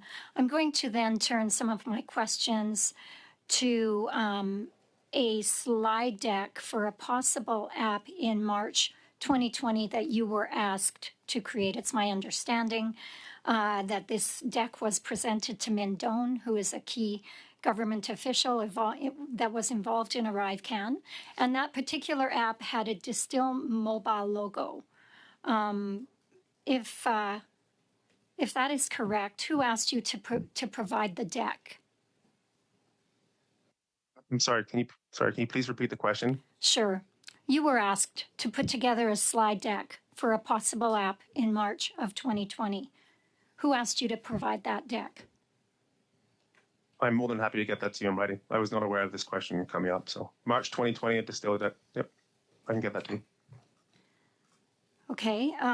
So you were contacted from the government and you were told you are receiving a contract for ArriveScam. Is there anyone at the CBSA that would have to declare a conflict of interest on contracts that you are bidding on? No, there's not. Okay, so you are not related to anyone at the CBSA? Correct, I'm not. Okay. Are you related to anyone working for a government department or any public office holder? All of my family is in the UK. Okay, thank you very much. Let's turn now to Von Brennan. He is an Ottawa-based consultant, and it is my understanding that you know him professionally. Is that correct? Correct. Do you know him in any other capacity? No, I do not. Okay, Mr. Brennan's wife worked at Procurement Canada. That's the department responsible for government contracts. Were you aware of this? Not until now. Okay, just, I guess, another convenient coincidence. Who were your contacts with the government at the following departments and agencies? We have Canada Border Services Agency. It's my understanding there are 134 contracts there. Innovation, Science and Economic Development Canada, 24 contracts, and Employment and Social Development Canada. So who are your contacts with all of these departments? I'd like to provide all of those details after this meeting, please. I would not like to speak about it publicly, just how this committee is going. So if you wouldn't mind, I would provide that information to you after this meeting. We're out of time anyways. Perhaps we can get back to that in the next round, or it can be provided in writing. We have Mr. Kuzmierczuk from sunny tropical Windsor. Please go ahead, sir. Thank you, Mr. Chair. Thank you, Mr. Firth, for your testimony here today. I wanted to ask you, you had stated that that you were part of about 100+ contracts throughout your career with the federal government. Have any of those failed to deliver? We've never had a contract cancel. Okay. Have you ever failed to deliver what was asked of you in any contract by whether it's the contracting agency like CBSA or Procurement Services Canada? No, I have not. Okay. Going back to picking up a question that my colleague had just asked regarding the mandatory criteria, the Auditor General report and the Procurement Ombudsman basically concluded that this is a documentation issue. This is that we're looking at here. Those are the huge gaps that we saw. That there wasn't any paper trails. Auditor General called it some of the worst financial tracking that we've seen, and that's the conclusion of both of those independent agencies. But there's one issue that I want to sort of zero in on because it is more serious than that, and that is the question about what was your role in drafting the mandatory criteria, because the argument from the Auditor General is that this had the potential to artificially reduce competition on the bidding process. And as a result, Canadians would not have received the best value. I know that there are some things you mentioned you aren't able to respond to right now in terms of who you were involved with directly, in terms of designing the criteria, the mandatory criteria that favored GC strategies. That was the words of the Ombudsman. But can you tell us how often in this line of work is a company like yours involved in designing the mandatory bid criteria? Well, again, there's certain things I can disclose and I can't comment for all the other firms, 635 and what they do. Just your firm, Mr. Firth. Sorry, you have to repeat the question there. Right now, I'm confused with what you're asking me. I'm sorry. So basically, the argument was that, or what the Auditor General and the Ombudsman had stated, is that you were participating in the design of the mandatory bid criteria. And the argument is that this would have favored GC strategies. And I wanted to ask, how often are you a participant? Do you participate in the design of mandatory bid criteria? We never do. Because the Auditor General had stated and the Procurement Ombudsman that you were a participant in designing the bid criteria that may have favored GC strategies. So can you address that particular issue? What I can say and what I'm prepared to say is that the e-portal system from PSPC identified through those mandatory criteria that there were still 40 qualified vendors that could go after this. That doesn't sound like it's overly restrictive if there's 40 vendors that can go after this. But you could understand, Mr. Firth, we're concerned that a vendor is actually working with whether it's CBSA or whether it's Procurement Services Canada to design the bid itself. That seems like that's sort of inside baseball, and so I want you to address that charge, because that seems very serious to me, because it has the potential to reduce competition. Well, what I can say is that there was no bid rigging involved at all in the full COVID contract. Okay, one other question I wanted to ask you to clarify is my colleagues across the table often refer to GC strategies as two guys in a basement that do no work and that received $11 million in contracts. Can you clarify what is the role of a staffing agency and respond to that charge that it's two guys in a basement that do no work? Thank you. Well, first of all, it's two guys in a staffing agency, but also two business owners. So there's also the amount of work is actually doubled compared to just being an employee. We're doing security clearances, we're recruiting, we're meeting with partners, we're networking with independent subcontractors, understanding what they do. We're preparing RFPs, we're writing RFPs, we're working with all these people to contribute and do bid responses.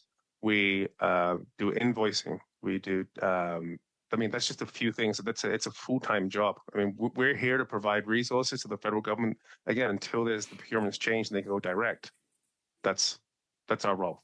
And you assemble the people that do the work. Is that correct? That is your job. You assemble the people that do the work. Correct. That can be staff augmentation, where it's one person for a project, or it can be a requirement for a team of resources. Okay, sort of like, you know, we see, for example. We're past our time, Mr. Kuzmirchuk. Okay, thank you. Thanks, Mr. Barrett. Mr. Barrett, go ahead, please. That we have a round of questions with you. It seems like there's a lot of cleanup afterwards. I have to go back to the question Ms. Block asked you. That was, who were your contacts with the government at the following departments and agencies? CBSA, Innovation, Science, Economic Development Canada, Employment and Social Development Canada. Are you telling us you don't know the answers to that question, or is your answer that you're refusing to provide us with the information that you have? Oh, not at all. Actually, I think my answer was I will provide those to you in writing after this meeting. Do you know That's the answer? Exactly what I said. My question is, do you know? Then provide I it, do sir. know the answer. I will after this meeting with writing. You know, I think that you have a grave misunderstanding of how this process works, and your refusal to answer questions here is a contempt of Parliament. And so that is something that we can take up. I know it's great. You take great umbrage in the fact that that a subpoena had to be issued, and that had you not appeared today, a warrant would have been issued and you would have been arrested and brought before this committee. So you're here very much not because you want to be forthcoming. You're here only under the threat of arrest. So that's what we're dealing with and trying to get answers from you. So you'll have to excuse me if I don't believe you, sir, that you're going to bring us the answers after the cameras go off and the committee is adjourned. Because in your first back and forth that you and I had, you know, you admitted to having perjured yourself in a previous appearance at this committee. So I have to go back and talk about that again. You admitted to meeting officials in private residences, and you exposed your own lie. And so I need to know, what are the names of government officials that you have met with anywhere outside of government offices? Just the names. First of all, I want to address the first thing you said, where I don't want to be here because I want to be arrested. I don't want to be here because my family and myself and my kids have been threatened. And people feel like that's the real reason why I don't want to be here. The question is very straightforward. It's for a list of names. Yeah, which I'm happy to give you, and I'm admitting I will give you those within 24 hours after the testimony. I don't believe you. Did you ever meet with Philip Johnston in a private residence or any place other than a government office? I've met with Philip Johnson outside of work, yes. Where? At a pub. When? 2021. We're going to circle back to that. Right. Have you ever met with Min Doan in a private residence or anywhere other than a government office? No, I have not. Same question. Cameron McDonald. I have met him outside of work. We heard the testimony 3 times. When and where, sir? I'm happy to provide that information in 24 hours. I don't have that in front of me. Same question. Antonio Utano. Yes, I have. When and where? Again, I will get you that information. Kelly Belanger. I have never met with Kelly Belanger outside of work. Mark Briard. Yes, I've met with Mark Briard outside of work. When and where? I'll get you that information. So this is interesting, and so again, you'll have to excuse my my unwillingness to take at face value that you're going to provide us information after, because I asked you these questions when you appeared before this committee before, and you said that you hadn't met with officials, government officials outside of government offices. That, sir, and you can check with your lawyer or with a dictionary, is a lie. It's perjury. At your first appearance before this committee, you testified that you did not know and were not privy to any hospitality being given to anyone who worked for the government of Canada. Is that true, or is that a lie? I'm answering your question. I've actually been, I'll just give you the names of all the people and agreed that I've actually taken these people. We've been outside of work. The question, sir, is on hospitality. You had said previously that you weren't privy to information on whether that had happened. And it seems like that's a lie. No, I'm just telling you I'm privy now to information that happened, and I've agreed that those people I've met outside of work. So, well, you're agreeing now. You disagreed before. Sir, both in documents and testimony, we now know that you, sir, in fact provided hospitality to Government of Canada officials on multiple occasions. And you lied about it. You lied about it, but you lied about it to the committee. If you're content that everything was well within the bounds, if you've acted above board, my question to you, sir, is why is it every time you come to this committee do you lie to parliamentarians and you lie to Canadians? I'm telling the truth. I've met with all of those people outside of work in a hospitality manner.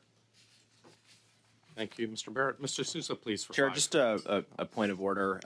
There were a number of instances, obviously, during Mr. Barrett's questions in which the witness point blank refused to answer questions. I wonder if you, as chair, can, on behalf of the committee, direct the witness to provide answers to the questions that were asked.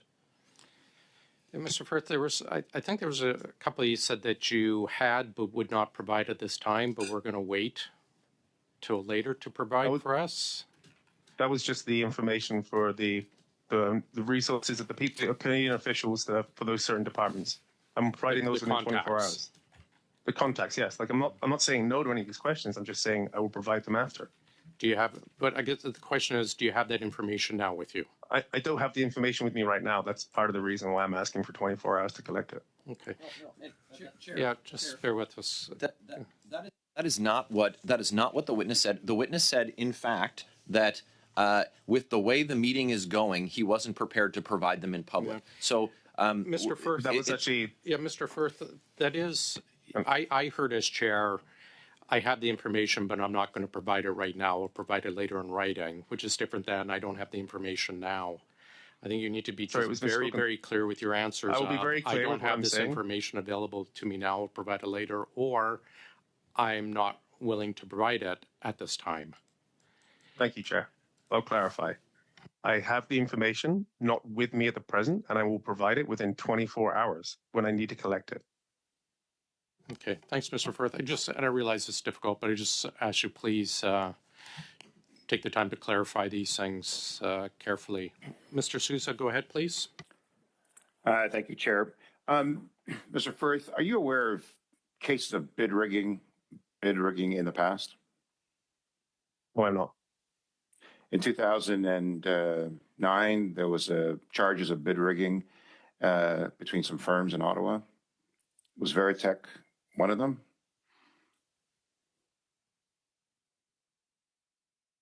I think there was one of 5 firms, I think, with bid rigging associations. I think so. I think there's been 2 cases. I think there's a previous one with TPG as well, and I think there is another one. I think there's been 2 in all the cases. In all the time since 2003, I think there's only been 2 cases of bid rigging. And were you involved in any of those cases? No, I was not. During your time recently, have you've been approached by the Auditor General in her review?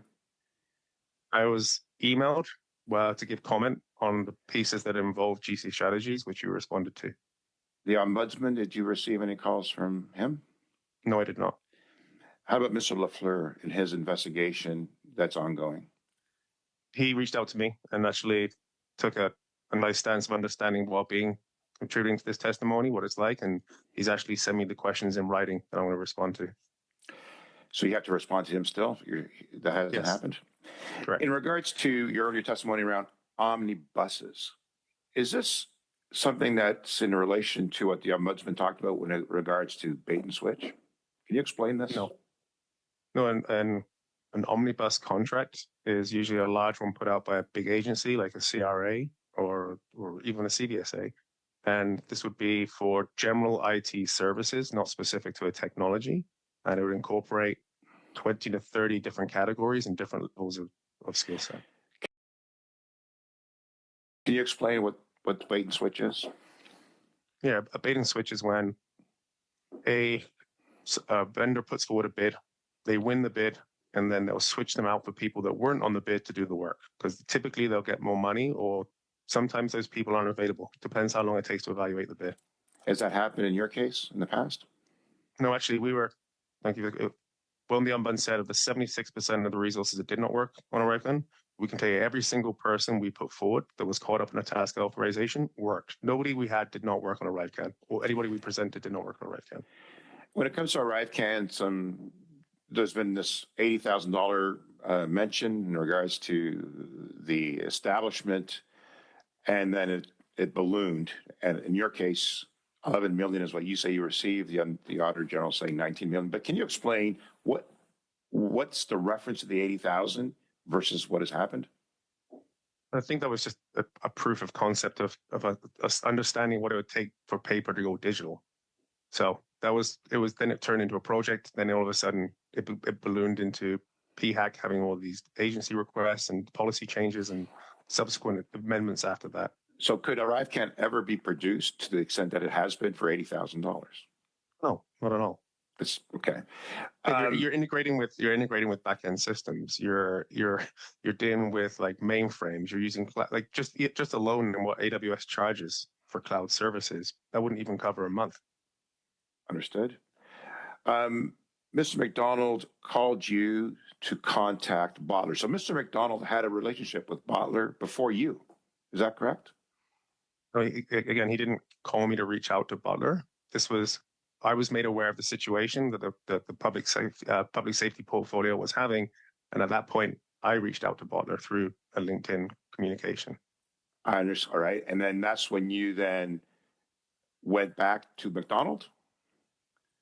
No, that was when I was working with Bottler to put together a proposal, and at that point, submitted it to the CBSA as a point of reference. But you didn't receive a contract. No, I did not. Nor did Bottler. No. And it was a pilot, but it wasn't. There was no completion. Is that correct? Yeah, it started. It was actually a feasibility study. It was just to see if this would even integrate into CBSA and whether it would be adopted. My understanding was that the first two components were done, which was what they were paid on. It was the second and third part that was never asked for. So who paid them though? You didn't pay them. I paid them. Who paid you? Coradix and Dalian paid me. So they got the margin. I had zero margin on this. I made $0 off Bottler for 2 years. And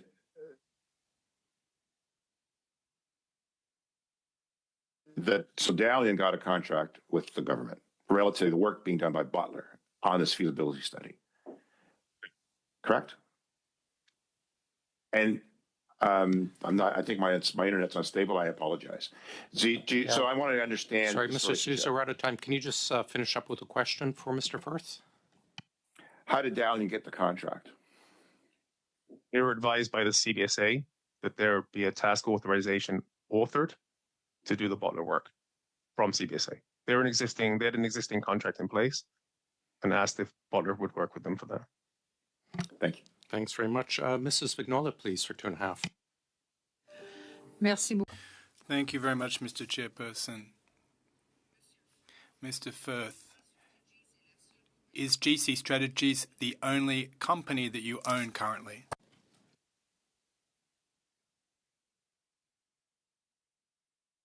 Sorry, GC Strategies is the only company that services the federal government, correct? OK, donc d'autres compagnies, mais qui ne... So you own other companies, but not companies that deal with the federal government. Now, the amounts received. We read in the newspapers that there was a company that used tax havens. Is that part of your personal values to rely on tax havens? Sorry, I don't rely on tax havens. The other company that I own that's in there, I think, was something in 2004, which is a venture that started about doing car detailing. It wasn't a offshore account or tax haven. En 2018, In 2018, GC Strategies released a memo stating that it was associated with a gentleman who was currently a senator at the time, Senator White. In what context did you have dealings with Mr. White, the senator, and not Mr. White, your partner? We were introduced to Conservative Senator Vern White at a social event, and at that point he was in the Senate. He was a retired chief of police from City of Ottawa, and I think deputy commissioner of RCMP. We were looking at doing some work in the municipalities for Durham and a few others, and he was interested in helping us get some contacts in there. He was never on retainer. He was never paid. We never actually got a contract through Mr. White. He was just more of a strategic advisor when it came to policing and public safety. J'aimerais revenir sur ce que vous disiez tout à l'heure. I'd like to come back to what you said earlier regarding Carla Systems Consulting. Now, when one looks at the public records, there are three partners, three shareholders, you, Mr. Anthony, and Mr. Caleb White, not to conflate him with Senator White, of course, and that particular company, in fact, existed in 2015, Corridor. Now, you said prior to 2015, you had no involvement, you were not a partner, you just bought it in April 2015, and any data prior to 2015, well, you don't have access to that. So I'm just trying to wrap my head around how things work here. So it was just a simple acquisition where for a short moment in time from when we bought the company to when our name changed, we were owners of Cordial because we purchased that company for 2 to 3 months, and then the name changed, and that moved over to GC Strategies. It was just an acquisition at that time. Est-ce que Monsieur Caleb White... That is past our time. Mr. Backrack, please go ahead, sir. Thank you, Mr. Chair. I'd like to ask some questions about why the government needs companies like yours in order to achieve their outcomes. And I'll go back to some testimony, Mr. Firth, from a previous meeting where you said if they want to eliminate the middleman, then they should have the ability to invoice or go directly to some of these people who have the software and have the product. Unfortunately, at this point, that doesn't exist. Why isn't the government able to go directly to vendors and invoice them directly for their services? So my understanding is you have to become a qualified vendor with PSPC. And I think my understanding is it's a pretty arduous task to try and do that. And a lot of people don't want to do it. Like whether you're an independent or whether you're a firm, a lot of people are okay with having a middleman to navigate those potential hurdles for them. So typically by choice, and the ones that do want to do become a qualified vendor and have the opportunity to go direct to the government. So I guess I'm a little bit unclear here. So the government has these criteria in place and these processes to ensure that vendors are qualified. And the way that vendors can get around that is by, instead of working directly for the government, they could work for another vendor that is a qualified vendor. Is that correct? So what I'm saying is that every person that right now currently can't go direct, any firm that currently can't go direct to the federal government has the opportunity to.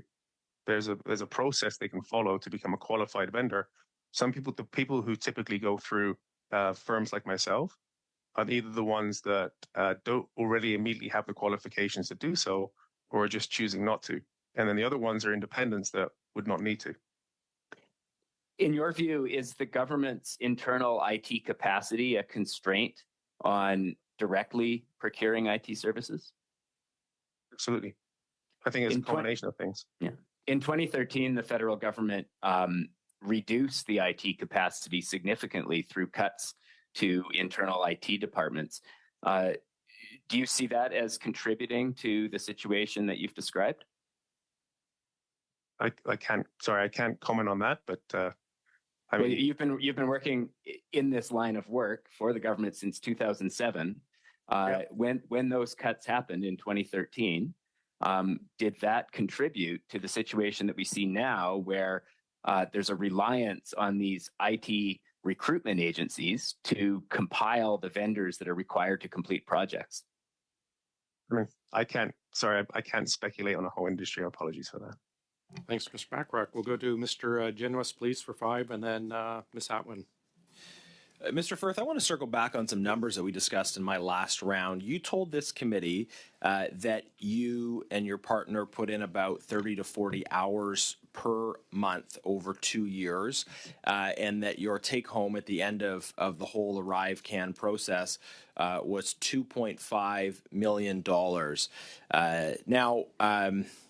I think your figures understate the reality of how much you made. Your invoices don't line up with your own figures, and your figures don't match the Auditor General's.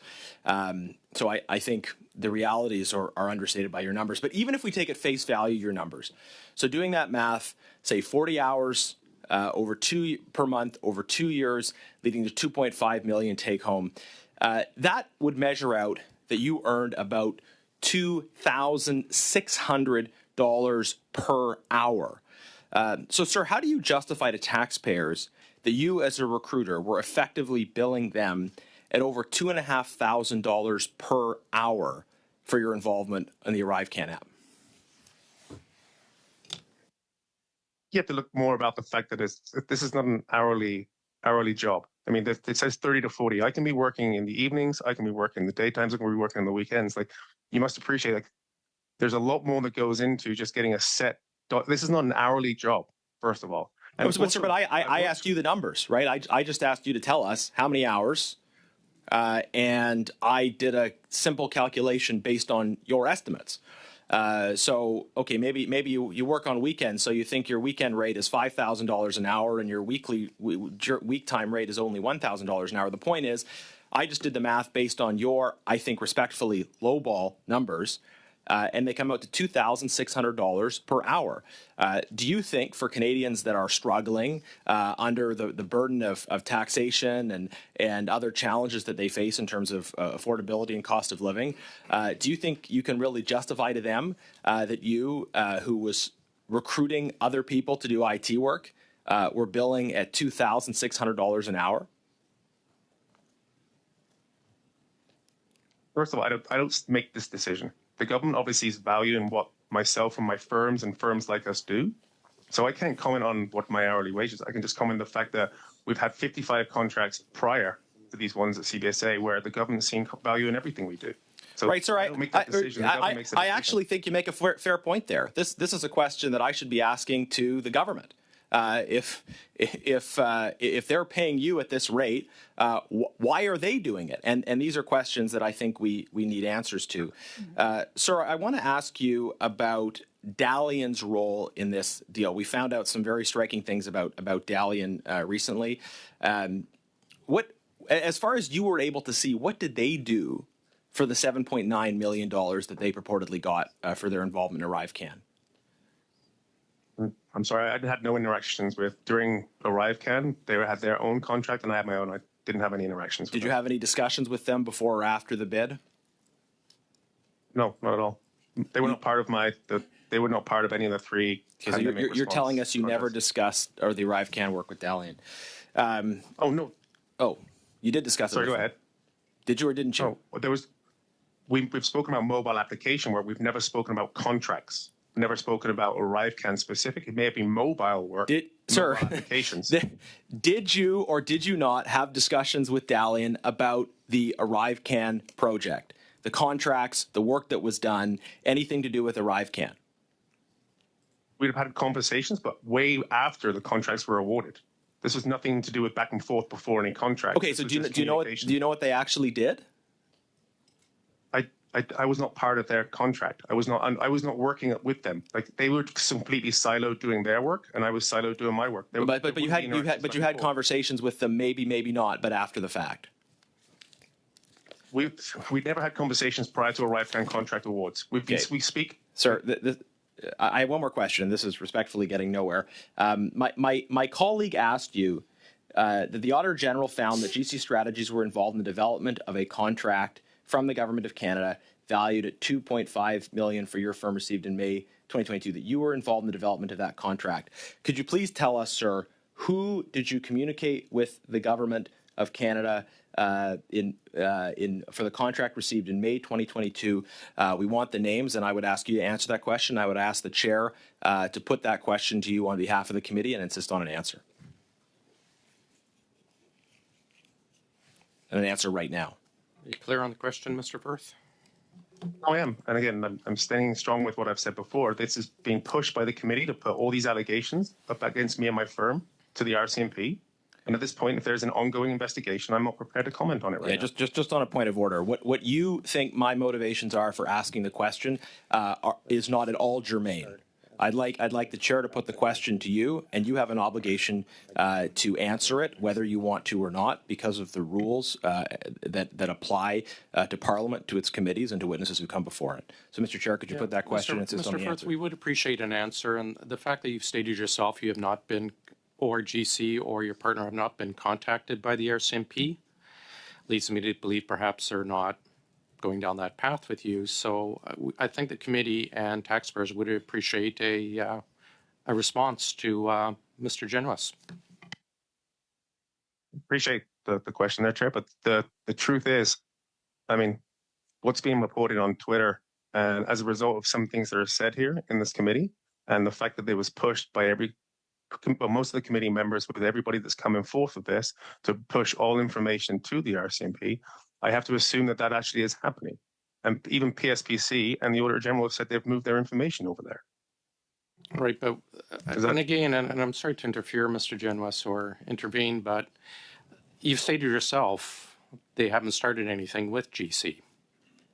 I'd hate to ask for not be able to get any responses based on a supposition that they may one day. I think it's a fair question. Would you please provide an answer? Would you mind if I just take 2 seconds with my lawyer, please? Of course. Just turn off your mic, please. Thanks.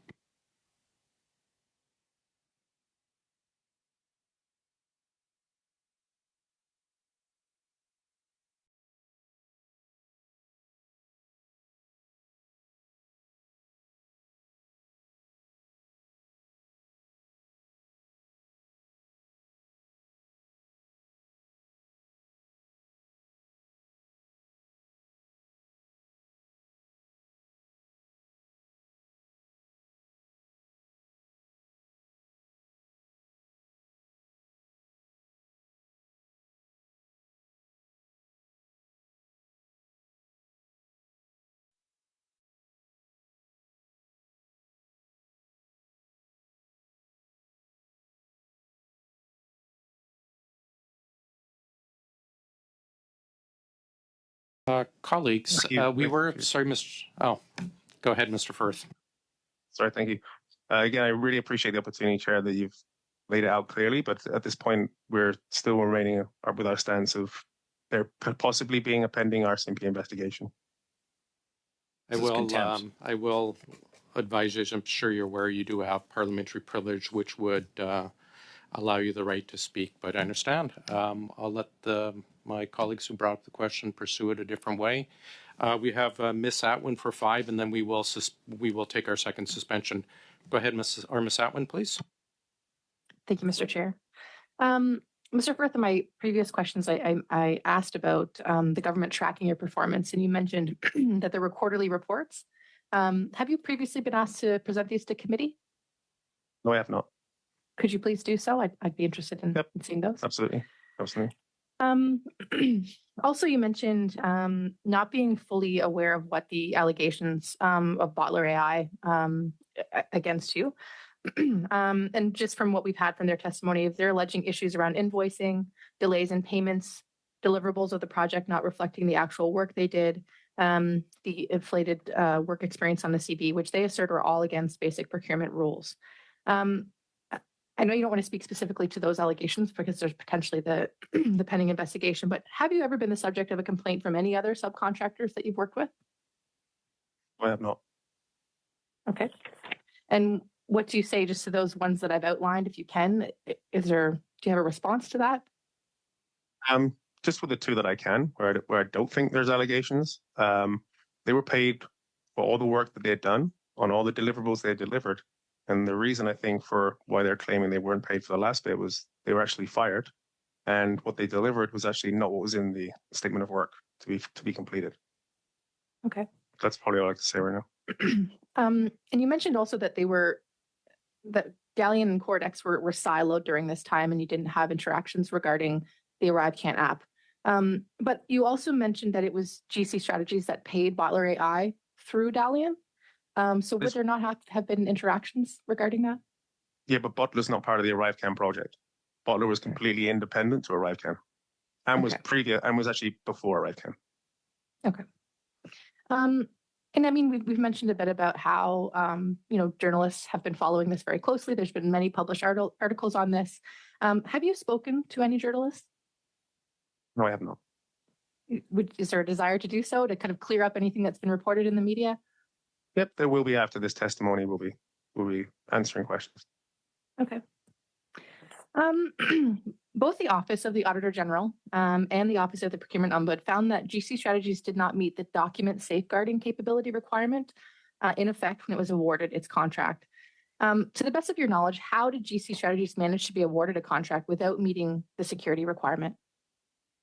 So actually going to quote something that was actually clarified by PSBC in the last testimony, where PSBC clarified that a distinction needed to be made between a security clearance of an organization or staff member and the capacity requested by an organization.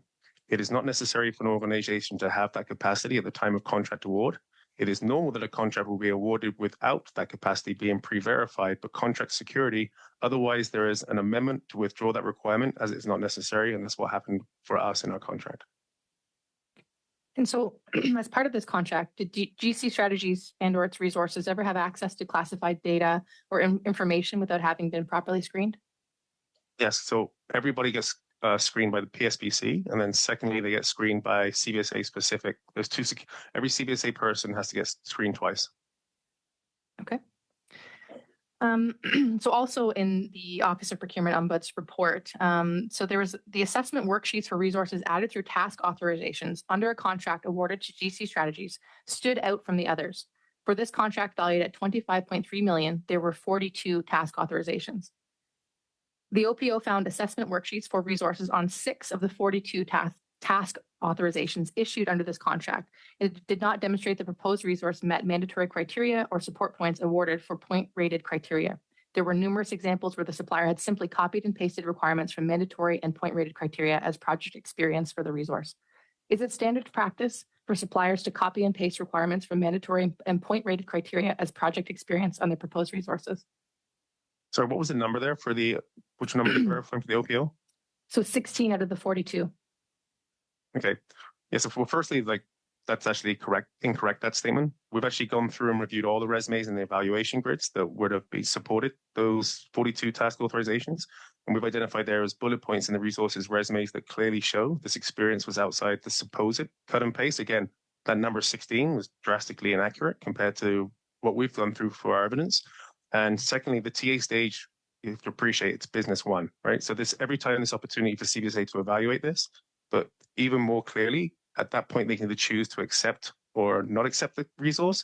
But all of those people on the 42 task authorizations that currently worked there before. So again, I hope that answers your question. Yep, well, thank you. So in your view, were the government's resource criteria for ArriveScam work realistic and reasonable? Yeah, they did the e-portal review and there was fully qualified vendors who could work on that. Thank you very much. That is our time. Colleagues, we will suspend for about 5 minutes.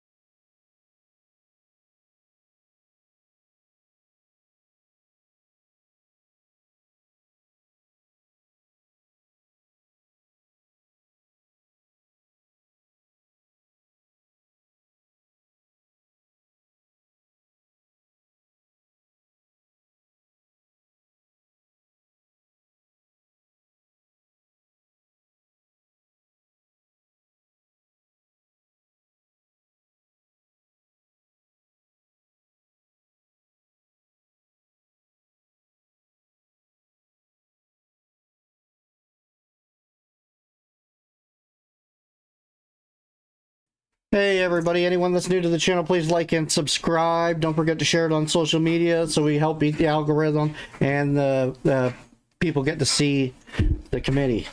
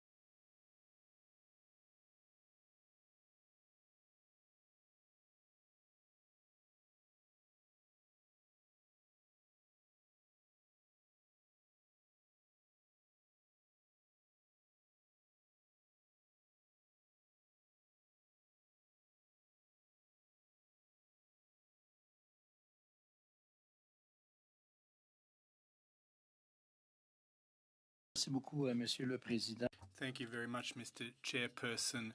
Mr. Firth, my question is directed at you, of course. I'd like to know if your company has contracts with private companies. Yes, we did. Dans quel secteur? In what particular sector? Yes, we did, rather. Dans quel secteur? In what particular sector or sectors? Sorry, apologies, I missed the last one. Okay, what kind of activities are they involved in? Oh, general IT. Oh, the private companies? Mm-hmm. There are IT software firms. They are system integrators.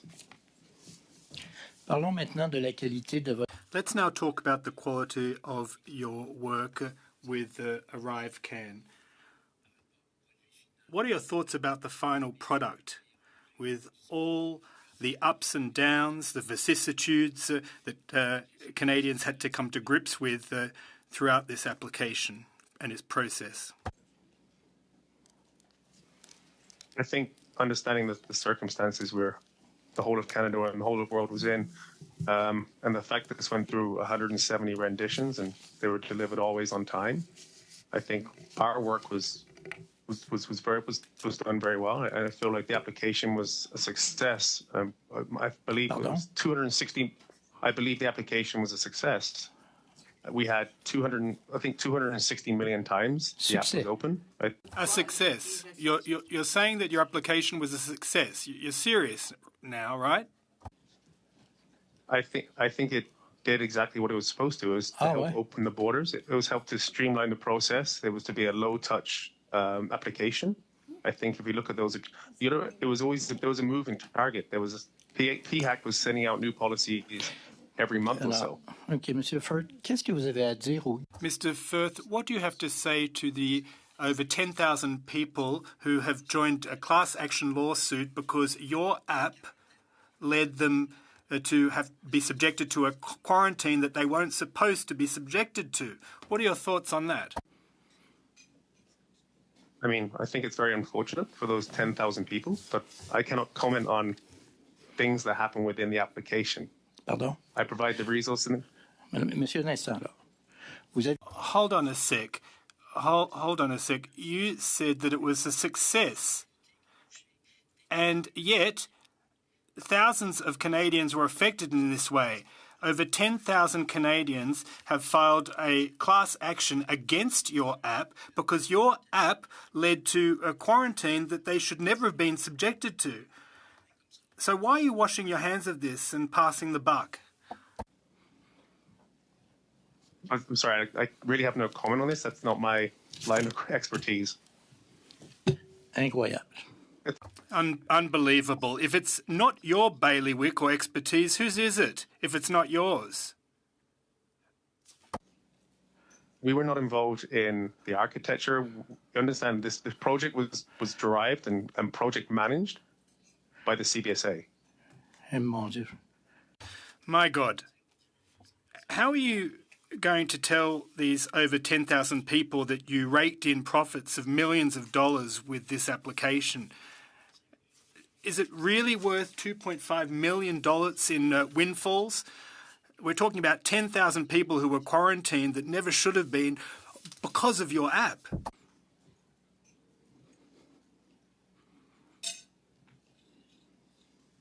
Sorry, can you repeat? My headphones just broke. Okay. Vous avez affirmé tantôt. Listen, you asserted earlier that you made a profit of $2.5 million. That's those are your figures. We know that the AG doesn't think so. Well, but we'll take what you said at face value. That's $2.5 million for 40 hours per month. You've made a profit of $2.5 million for this app. And yet I'm telling you that there are 10,200 Canadians that were subject to quarantine when they shouldn't have been because of your app, because that is what has occurred, and you're saying that it was a success. Was it really worth $2.5 million profit, that kind of success story? Like I said previously, I don't make that decision. The government obviously sees value in what we do. That's why we were working there for 3 years. Alors, c'est qui le responsable? So, where does the buck stop if it doesn't stop with you? again, I did not make the decision. The government sees value in what we do. We were not part of architecting this application. Thank you very much, sir. Over to you, Mr. Jawari, please, for 5.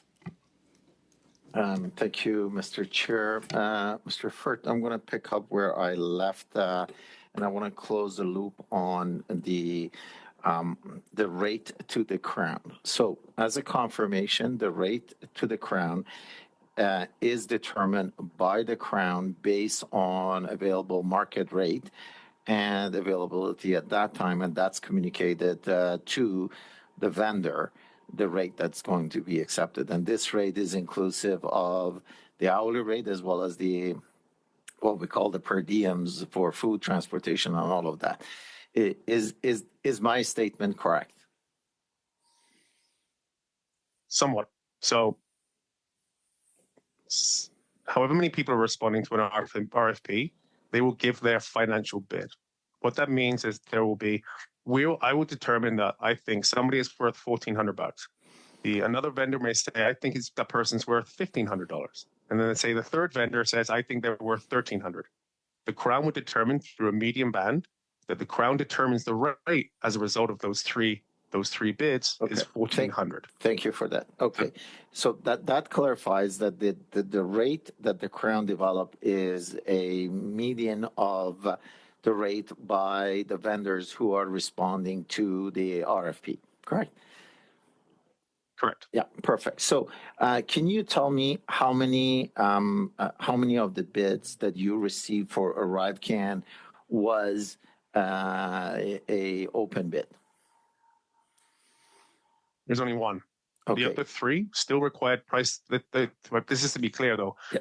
The other 3 I'm only still interested in require price ArriveScam. substantiation. Mr. Firth, I'm only interested in ArriveScam because I'm trying to keep the focus on ArriveScam. My other colleagues want to go to, RCMP, or they want to go around the other route with Butler. I'm sticking with ArriveScam.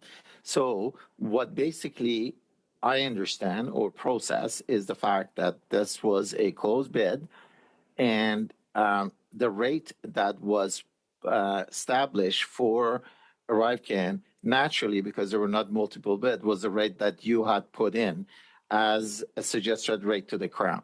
Is my understanding correct? Correct, but there was also price substantiation that had to be provided.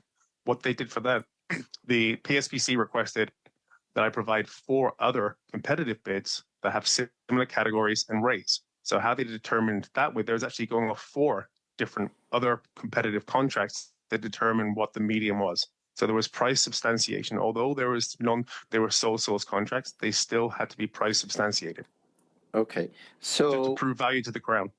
Okay, now, and off of that, I don't understand. The Crown asks you to provide 4 others rather than them going and finding 4 others, and then they looking at the medium. That I don't still understand, and I don't think that's the right way of doing it. That's basically I consider as a conflict of interest. Now, let's go back to the number of RFPs. How many RFP have you responded to the government since 2015 that you have managed to secure between 60 to 65 contracts? Oh, how many? 100 and 190, 200? So you, of the 200 or 190 RFP that you've responded, you've secured 60, correct? So 60, sorry, go ahead. Sorry, well, if you look through the contract list, there's other ones which are 25K sole sources. Yeah, I understand. So my question was, how many RFP have you bid? Because I'm trying to figure out your success rate. Oh. So if your success rate is 100%, then I like to question that. If your success rate is 30%, I like to say, okay, reasonable. What is your success rate as far as securing government contract among those you call, among those that you have bid on that you've secured 60 to 65? 15%. So 15% of the contracts you've managed to secure 15% of the contracts that you have bid as part of the RFP. So 60 to 65%, 60 to 65 contract represent 15% of the contract that you bid, and Again, you have won.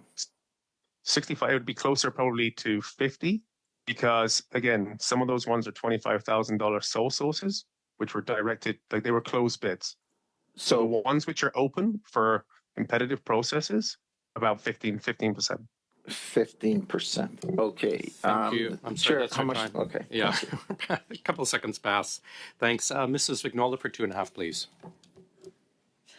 Merci beaucoup.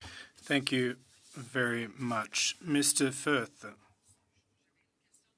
I had a question earlier about the Dalian invoices, and you confirmed the name of the individual, Mr. Ms. Huspith, CBSA. Now, should it be my understanding that that individual was working for you as a subcontractor and at the same time was wearing another hat working for CBSA during the same period? I think he was working for me as a subcontractor to CBSA. It's the same thing. OK, donc il travaillait comme sous-contractant. So he was a subcontractor for CBSA as the same time as being a subcontractor for you in relation to matters concerning CBSA? Is that correct? I'm sorry, I don't understand the question. OK. Donc, je vais essayer. I'll try and sum up what I was trying to say. The invoice that we saw was Dalian. Well, not an invoice per se, but a bank transfer. It was a bank transfer to you for Hoodspith CBSA. So Dalian had received a contract from CBSA, and the payment, referring to Butler AI, of course, but the payment for Mr. Holsmith went through you. But at the same time, Mr. Holsmith was a subcontractor for CBSA. So do you understand the line in the sand that I'm trying to make? Because he was wearing two hats. He was a subcontractor in two places and yet for the same department at the same time. Yeah, sorry, without having that information in front of me, it doesn't seem possible because CBSA has a rule where you can only be on one task or authorization. That's how to eliminate that from happening, that you can only be on one task authorization at the same time. The only thing I could think of that could have happened was maybe there's a delay in billing, but again, CBSA are pretty good. They make sure that there's only ever one person, their name's on one task authorization. Donc, une autre chose à vérifier, un autre... So, one more thing to check. That individual was thereafter transferred to the Public Health Agency of Canada. So there was a transfer that occurred, but that was only by way of chance. Correct, please, for 2.5, sir.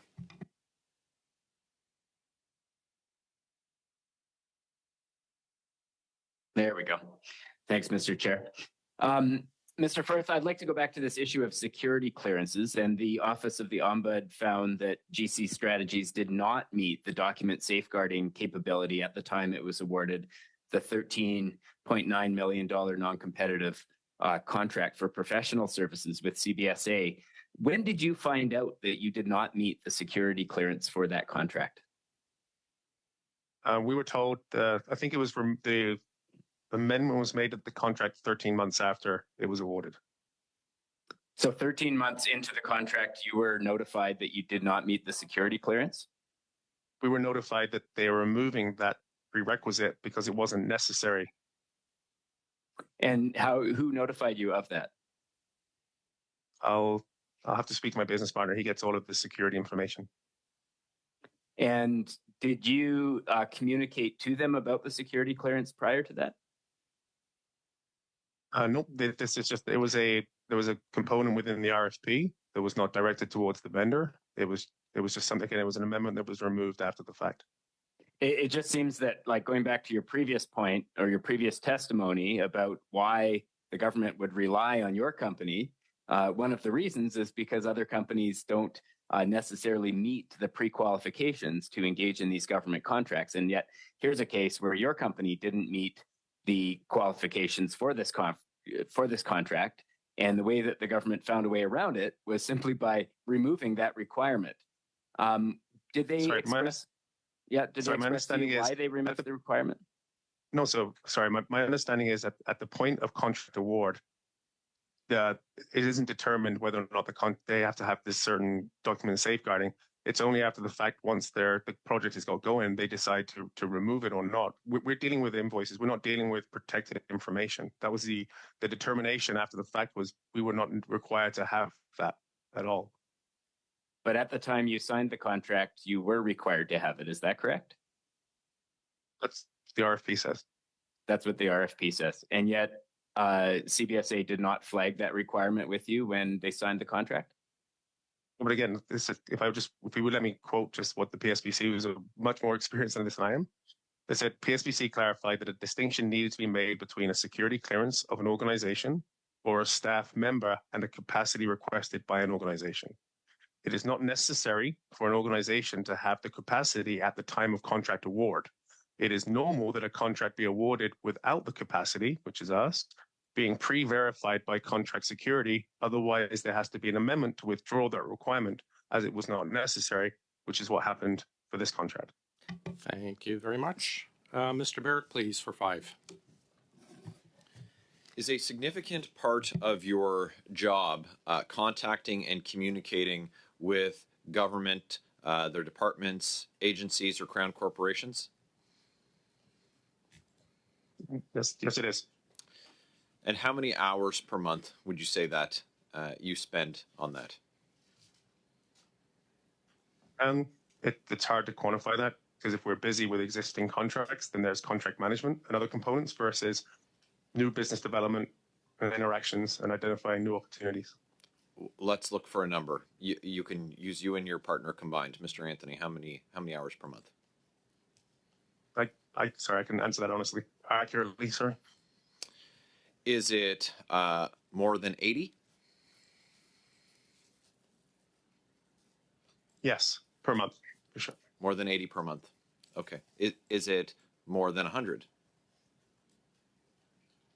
I can't quantify. I'm just giving you an answer of 80. More than 80. So do you also that includes proactively making the government aware of the services that you offer? Again, sorry, it depends. It depends on whether or not we are.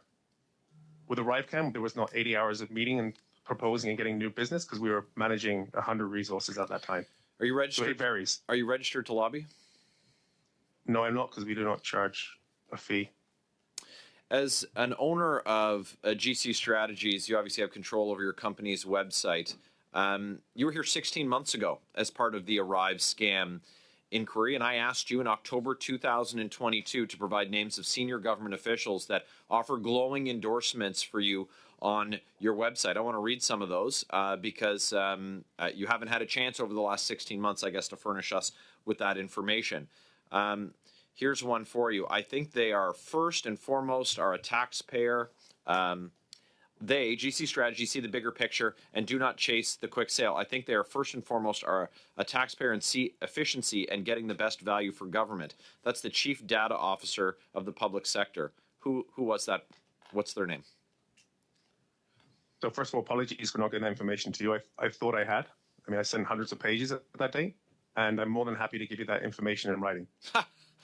Okay, let's be serious, sir. You've had 16 months, and so you want us to believe that you're going to provide us with that information now that you've been asked again. Government of Canada senior executive said, quote, GC Strategies listen and try to find solutions to my problem versus selling me a solution to a problem I've never had. Who was that person? So I'm sorry, you can ask me the 3 or 4 that are on there, and my answer is going to be the same. I will get you that information. I promise you that. I thought I'd sent it over 16 months ago. Let me be very clear that in the ArriveScam, there are all kinds of players who play all kinds of different roles, and you've demonstrated yourself to be a liar. You've lied before a parliamentary committee on multiple occasions. You even undertook to provide to me this information 16 months ago. You and I had this exchange. And now you're here, and the only reason you came was because you were threatened to be arrested, and you've come virtually, and now your undertaking is to provide the information you promised, cross your heart, that you're going to do it this time, but you couldn't do it before.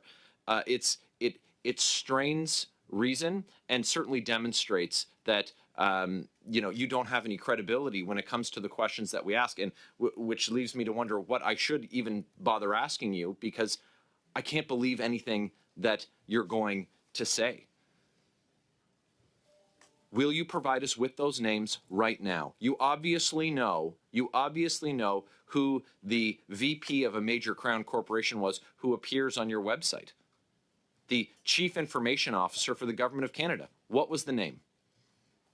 You know. I said previously, I will give you these information. No, sir. I do not accept that. You will provide this committee with a name. You told us 16 months. You've had 16 months. You've had 16 months to do it. And this is your opportunity now to demonstrate that you are true to your word. So are you going to make that demonstration, or are you going to prove what we know to be true, and that's that you're not honest? Like I said, I appreciate the question. I will give you the answers. Yeah, your appreciation for the question isn't the reason that I asked it. Okay. I'm looking for the information. I said I would give you the information. Yeah, you also said that 16 months ago. Sir, it is not just contempt of Parliament, but it's contemptuous to Canadians. They are lined up at food banks in record numbers, and you are raking in millions of dollars off the backs of Canadians. And then when you're called to provide even just the smallest bit of accountability, you laugh in Canadians' face. And it's disgusting, to be clear.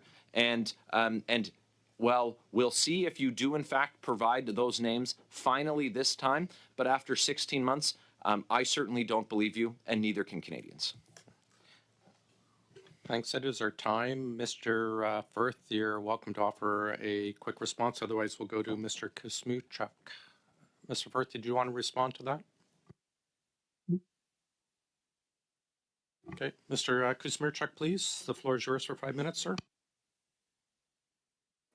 Thank you, Mr. Chair. And I will have a motion before that I'd like to put forward as well before my time expires, Mr. Chair, so if you can give me a heads up so that I can put a motion forward. I'm sorry, are you intending just to read it into the record, or are you putting it as a matter of hand motion? Matter of hand. Thank you, sir. Go ahead. The Auditor General, so GC Strategies is essentially a staffing IT agency, and the Auditor General noted the differences between the per diem costs of a private staffing agency versus a public someone that works in the public service in the IT sector, and so the per diem cost that the AG noted was about $1,090 for a staffing agency. Versus the per diem cost for a public sector IT professional, which is about $675. It's almost double. It's reflective as well of what we're seeing. For example, we hear a lot in the news these days about private nursing staffing agencies. And so, for example, a regular RN, registered nurse working for a public hospital, for example, will make about $40 an hour.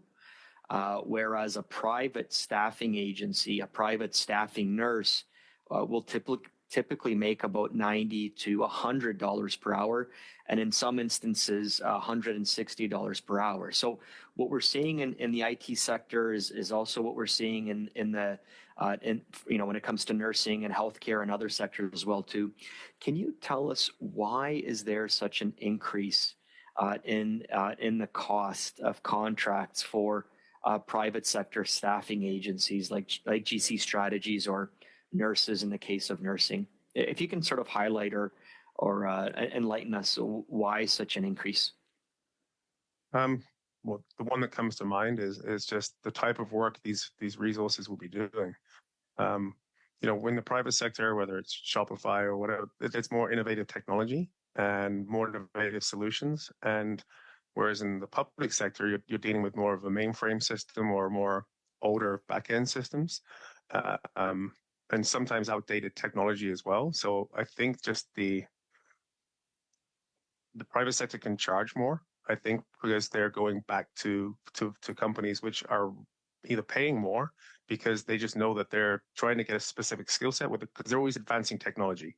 And there's probably only 20, 30 people or 50 people can do that versus 70 or 80 or 100 or 300 people who can do Java or .NET or more of an established technology. And Mr. Firth, where is the top talent migrating to, the public sector or the private sector when it comes to IT? Private. Private sector. Is it even close? No, it's not close. Can you talk to us a little bit about that for those that aren't initiated in the IT world? Yeah, I mean, for example, we can have if you were to do side-by-side comparisons of the same requirement with the same experience, people are going to want to work for, it sounds kind of like they want to work for a private sector firm that has beanbags, that has all of these other perks that come working at just a job, where I feel like there's, it's a harder sell to try to get somebody to come and work for a public sector. Salaries are bigger in the private sector or the public sector? In the private. I mean, there used to be a desire to come and work for the government. You'd have your pension and so forth. Whereas the problem is now the delta between the two are so that you can work in the private sector, save your money, and it'd be in a better environment, and you'd also have just as much as if you had a pension. And you mentioned Veritech. You worked for Veritech, which is a company that was operating long before 2015. I'm looking at, they've received hundreds of millions of dollars in contracts from the previous government. You have about 45 seconds left, sir. Oh, okay, I will move to my motion then, Mr. Chair. I appreciate the heads up. So, we heard a lot of discussion today about vendors and suppliers coming together to design the mandatory criteria. And the concerns that were outlined by the Auditor General and by the Ombudsman, that this might actually artificially reduce competition. I think competition here is something serious that we raised a number of times, even today around this table. And so I think we do have a Competition Bureau Commissioner here in Canada. I'd like to hear from Mr. Boswell, who's the Competition Bureau Commissioner. And the reason I say that is because it's the role of the Competition Bureau Commissioner to ensure fair competition, to enforce fair competition, but also the Competition Bureau Commissioner provides advice to tendering agencies on how to protect the process, how to protect the competitive process. And as well, I would add that the Competition Bureau Commissioner also recently introduced or released what's called the Collusion Risk Assessment Tool. So I think the Competition Bureau Commissioner would provide some incredible light and information on securing and protecting competition in the procurement process. And so my motion is that I would ask that the committee invite the Competition Bureau Commissioner to appear for 2 hours on government procurement processes and address issues of competition, fair bidding, bid rigging, and how tendering authorities can protect the bid process, the competitive bid process itself. I think we would absolutely benefit from speaking with the Competition Bureau Commissioner. Thanks. We'll start a speaking order. Mr. Genuis. Chair, I think there's unanimous support for this motion, and I don't want to take time away from our limited time for witness. So I think if you put the question now, you'll find there's unanimous support for this, and we can just move on. I think we were at that point before your intervention. Thank you. Colleagues, are we comfortable with that? Yes. We could actually maybe even do it parallel to the red tape reduction or as part of the red tape reduction, but we seem to have unanimous consent, so adopted. Thank you, Mr. Kusmirchuk. I appreciate that.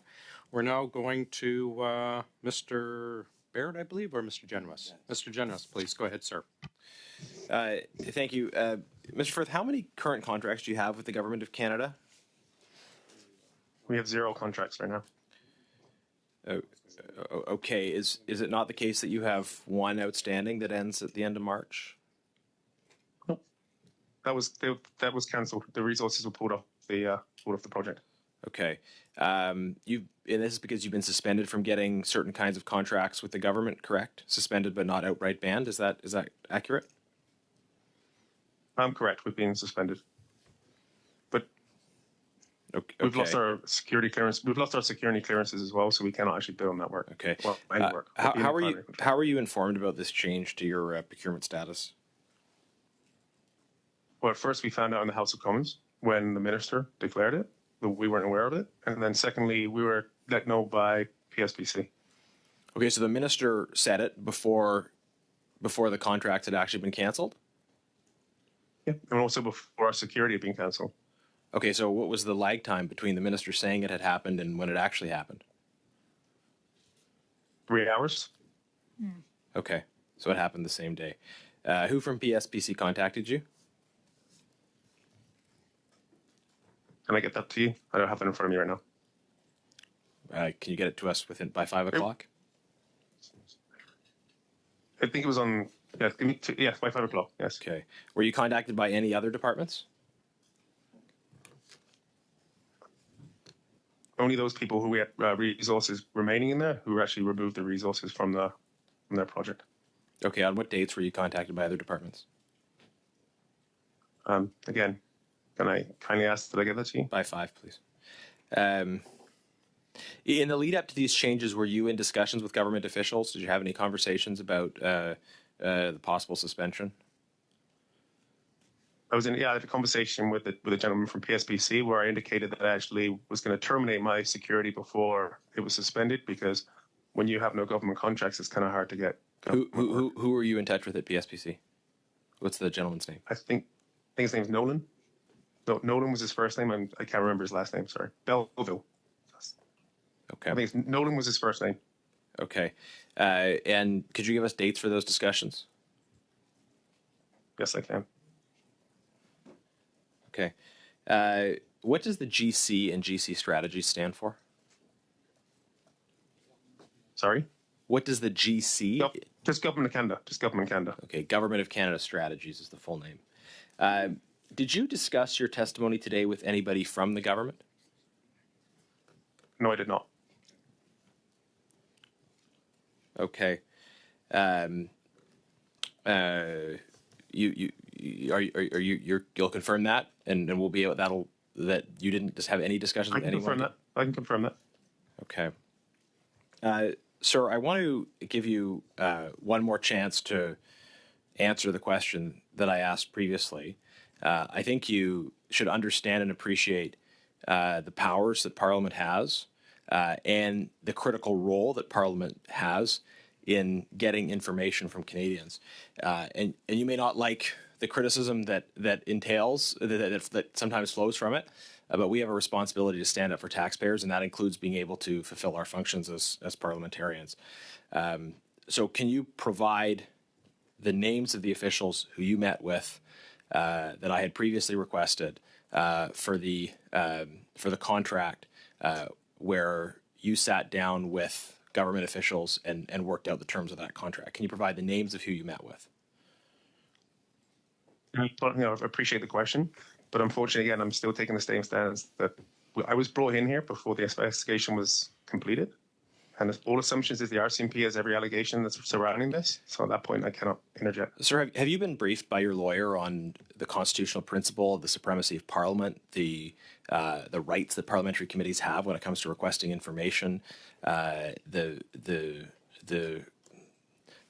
fundamental powers that in a democracy the legislature has to have? Have you been briefed on these issues? And if you have, then why do you persist in just disregarding those requirements? I appreciate the question. So, unfortunately, I can't comment on that. But the conversations between myself and my lawyer are privileged. You're privileged, all right. Oh, okay. Yeah, I think there's quite an assertion of privilege from you that ignores the rights and responsibilities of democratically elected legislative bodies. So that is our time, Mr. Generous. We'll go on to Mr. Sousa. Sorry, we'll go to Mr. Sousa, please, for 5. Thank you, Mr. Chair. And I think we're wrapping up soon. I just wanted to address some of the issues in respect to the use of ArriveScam. And I know, Mr. Firth, this is not necessarily under your responsibility, and you made that clear in terms of the actual engagement or the final use of the product, but how many Canadians use the application that you were involved with? Do you have a sense? Enough numbers where the actual application itself was opened 260 million times, and it's being used by around 40 million people. And there were some that were detained inappropriately, I understand. I was one of them, in fact. And but that number is, I think someone quoted 10,000. Is that right? That's my belief, yeah. But it's been applied, it's been used, and quite extensively, as you just so noted. And in the development of this product, it seems to be assumed that you're the sole provider. But can you advise the public that's watching how many contractors were actually part of the development of the ArriveScam application? I think the number the AG threw out was around 19 different other firms, different vendors. And then the other issue is the expertise and the skill set within the civil service to provide this application. And I want to try to equate this as though we have a lot of real estate, a lot of assets, a lot of engagement, and this application is also has intellectual property. There's an asset value to this application. Is that correct? Yeah, this is not throwaway code. The government of Canada owns all the IP, which I'm assuming is a platform for building other applications off of it. So when the government engages the construction of a building, do they do it themselves or do they contract out? They would contract that out. And we would involve a contractor, and that contractor then uses subcontractors to provide the construction of that asset. Correct. We act as a general contractor. And the general contractor in the construction of a building will take a percentage of the overall cost of that contract. Is that how it works? That's correct. And some of those buildings could be $100 million construction of a 350 unit building. Let's assume it's $100 million. They take what kind of percentage, that general contractor? Do you have a sense? Do you have a know? No, I'm sorry. I don't. I'm guessing it's over 20%. And there's an evaluation, mind you, when they do a contract. There's a sense of what that value should be, and then it's audited and monitored to ensure that there's no overruns. Does that happen in this case when you're involved? Yeah, there'll always be back and forth with the financial groups and the procurement and the contracting areas to make sure that, again, there's significant run rate left on a task authorization. There's enough money left on a contract. You can't go over, so they're always timing their deliverables with financial lines in place to make sure that there's always the funds in place to finish a part of the work. Do you have a sense of how many contracts the government of Canada does annually? And also, not just IT, in a whole suite of activities. I have no idea. Thousands, I'm guessing. And then the outcome and the value for money, which is the crux of this thing, right? We're all trying to assess who's getting paid. Is somebody taking privilege in these contracts? Is somebody milking the system? Either general has cited that there could be better value for money in this instance. That didn't occur. But what's your perception of the value for money in this situation, given the pandemic and what took place? Obviously, I only spoke of the component that I was working with. Yes. And I can speak very highly of the team of 30 or 40 people that were working 12, 14-hour days, 7 days a week, hitting 170. I mean, I challenge anybody to put that much effort in. The prices were substantiated by the rate, so by the Crown, sorry. And I mean, I think the team that was put forward did a great job. And during that process, you had interaction, presumably, with the employer, the buyer, to verify the consequence of what you were doing, correct? Is that correct? Yeah, we submit monthly invoices. We don't get a check up front. And any time those invoices can be rejected or timesheets can be rejected, but the fact that they were approved every single month for 27 to 36 months told us we were doing a good job. You guys wouldn't have paid otherwise. And you were a verified contractor long before ArriveScam and long before the Liberal government was in power. Is that correct? Yeah, just not a a quick GC, answer, sorry, please. as an individual. PSBC identified us before the first COVID contract as a vendor of good record. Okay, thanks, Mr. Sousa. Mrs. Vignola for 2.5, please. Merci beaucoup, monsieur. Thank you very much, Mr. Chairperson. Monsieur. Mr. Firth, we find ourselves in a situation here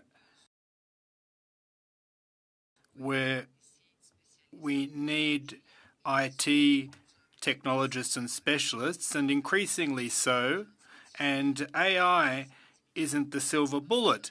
So about 10, 12 or so years ago, the Harper government made cutbacks to IT specialists and their ranks by saying, well, since there aren't any projects, why pay them?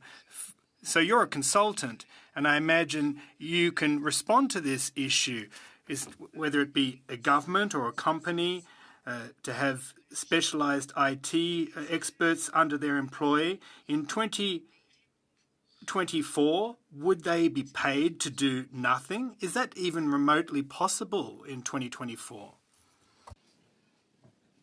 I think it would be hard for the government to sustain a bench of resources with very specific skill sets. I think it would be an undertaking that would be A, hard to find the people, B, make them want to stay in one position. People like being consultants because they can bump around. And I think the model is something between what we have now and what's currently in place, is where you get your hired guns, you bring them in for a project and then let them go. I mean, that's otherwise you have unions.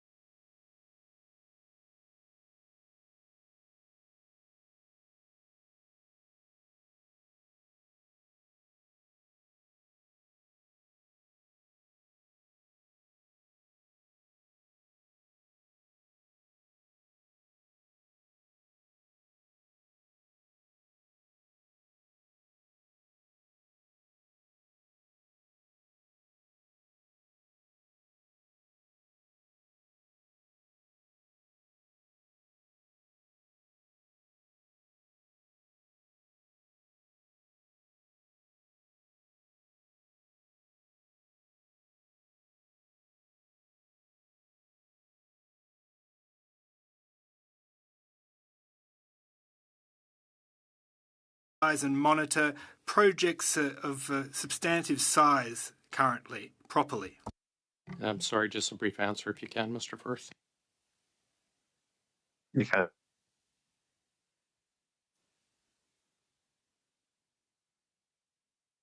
Hello? Yes, I believe you can. I think we have you frozen, Mr. Firth. Give us a couple seconds, please.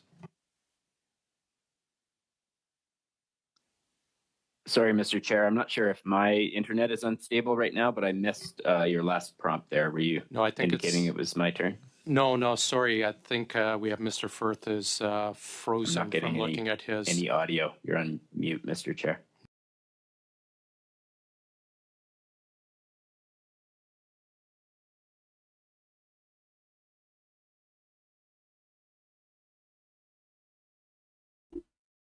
Not sure what's going on, guys. It looks like I keep losing, or they're losing connection, one of the two.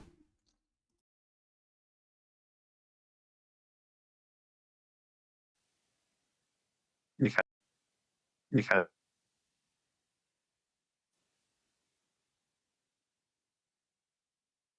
Hello? Yes, I believe you can. I think we have you frozen, Mr. Firth. Give us a couple seconds, please. Sorry, Mr. Chair. I'm not sure if my internet is unstable right now, but I missed your last prompt there. Were you indicating it was my turn? No, sorry. I think we have Mr. Firth is frozen I'm not getting from looking at his any audio. You're on mute, Mr. Chair. No, I'm not.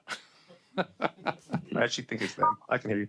Oh, You can hear me? Yeah. I can hear you, Okay. but I don't I think can they hear, hear I us. can hear you, Taylor. Mr. Backrack, I can hear you well, and now Mr. Firth is back on. Can you hear us okay? I can now, now, yes. Okay. Mr. Firth, can you, are you okay just answering the question from Mrs. Vignola?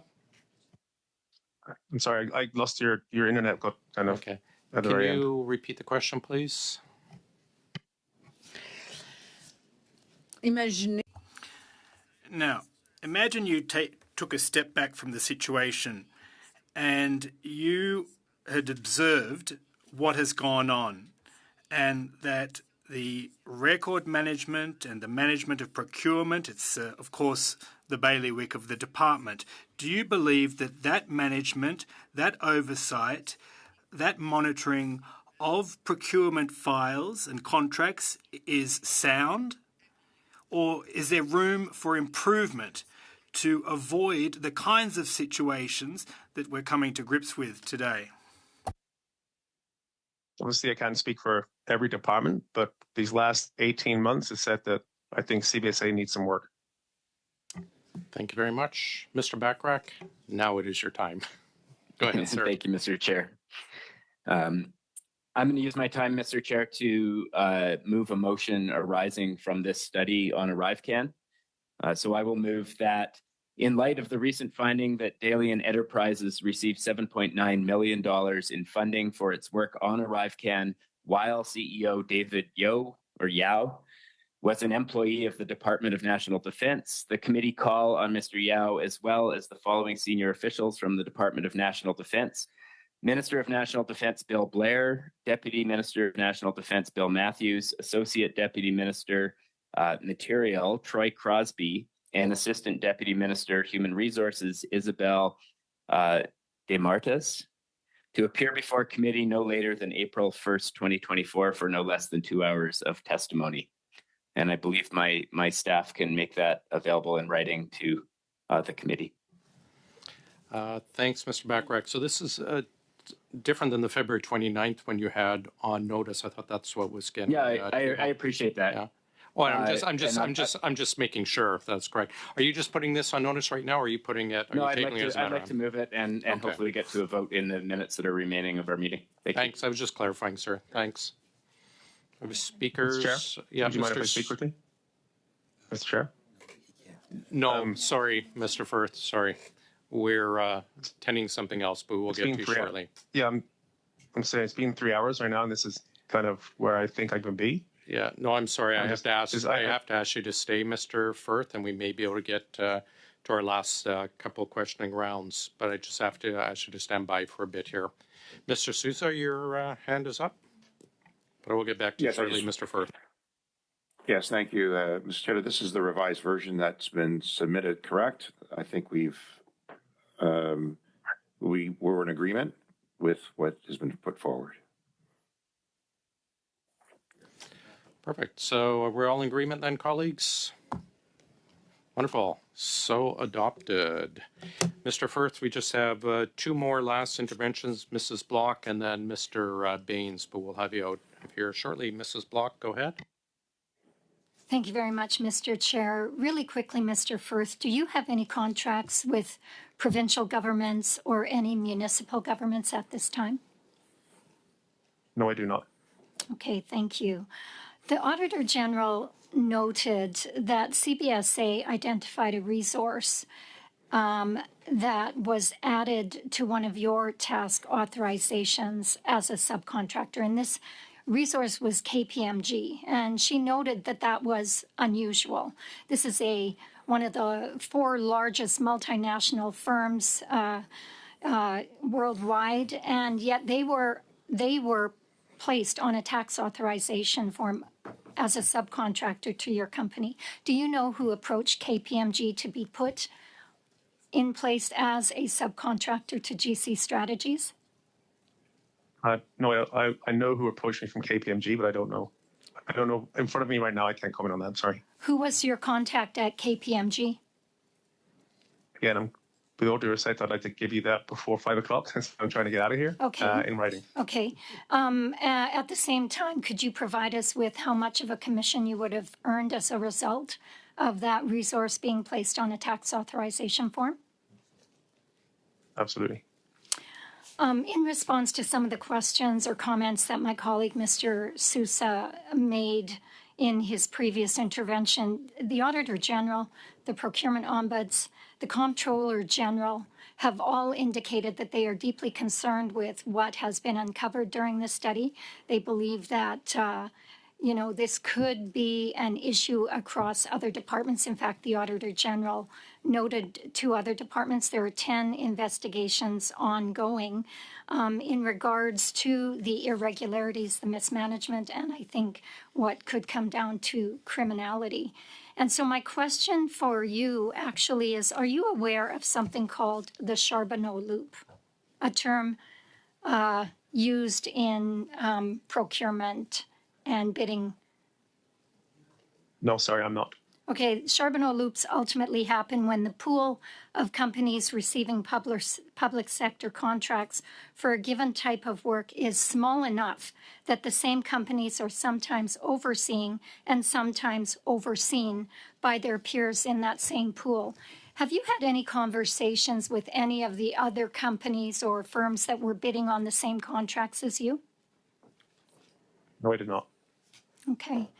Well, thank you very much for that. I guess, Chair, in follow-up to my questions around KPMG, I am wondering if you can confirm that we have actually invited KPMG to appear before our committee and if they have responded.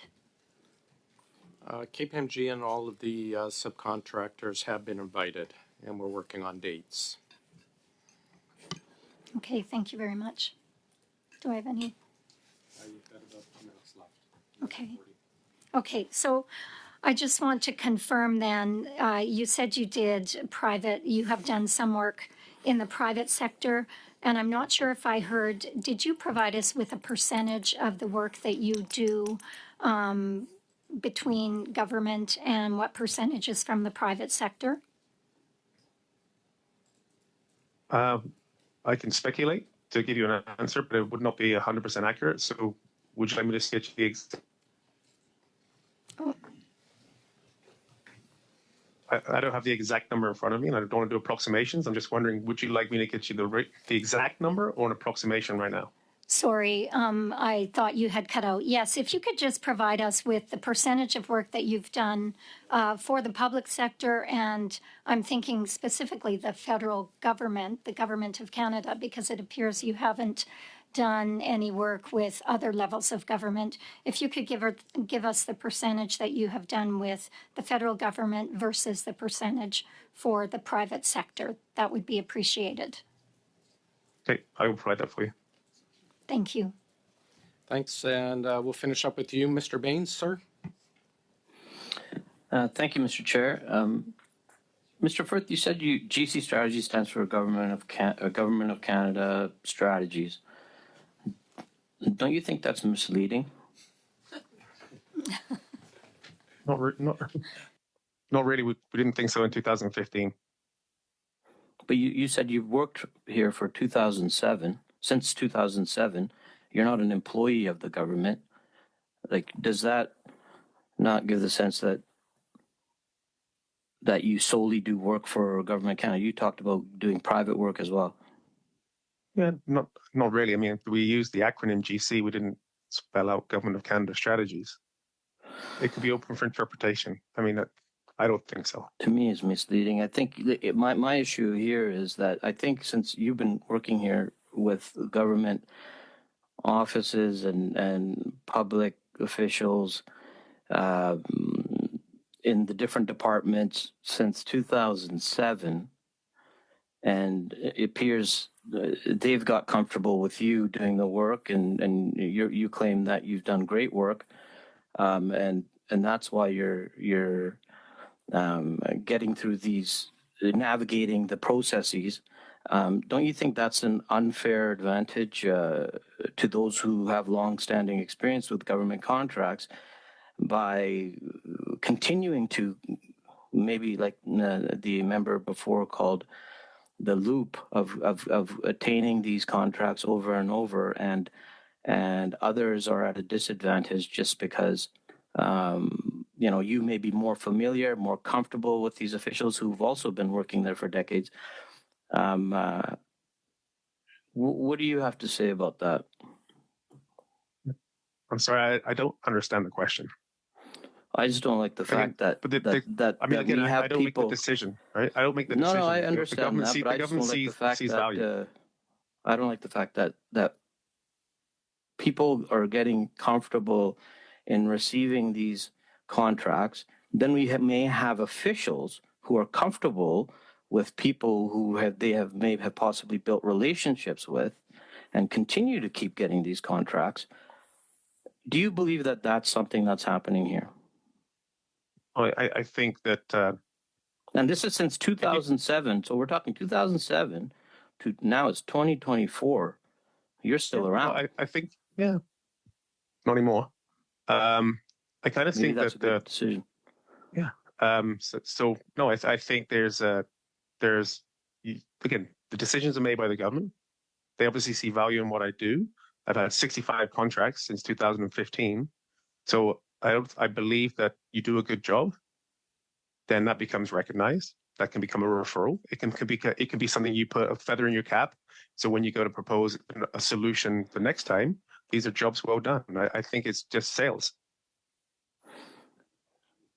I want to go back to earlier. You said something about the vendors aren't screened, or is this so? You said you had 35 people that you subcontract out to, but they're not required to be screened. Is that accurate?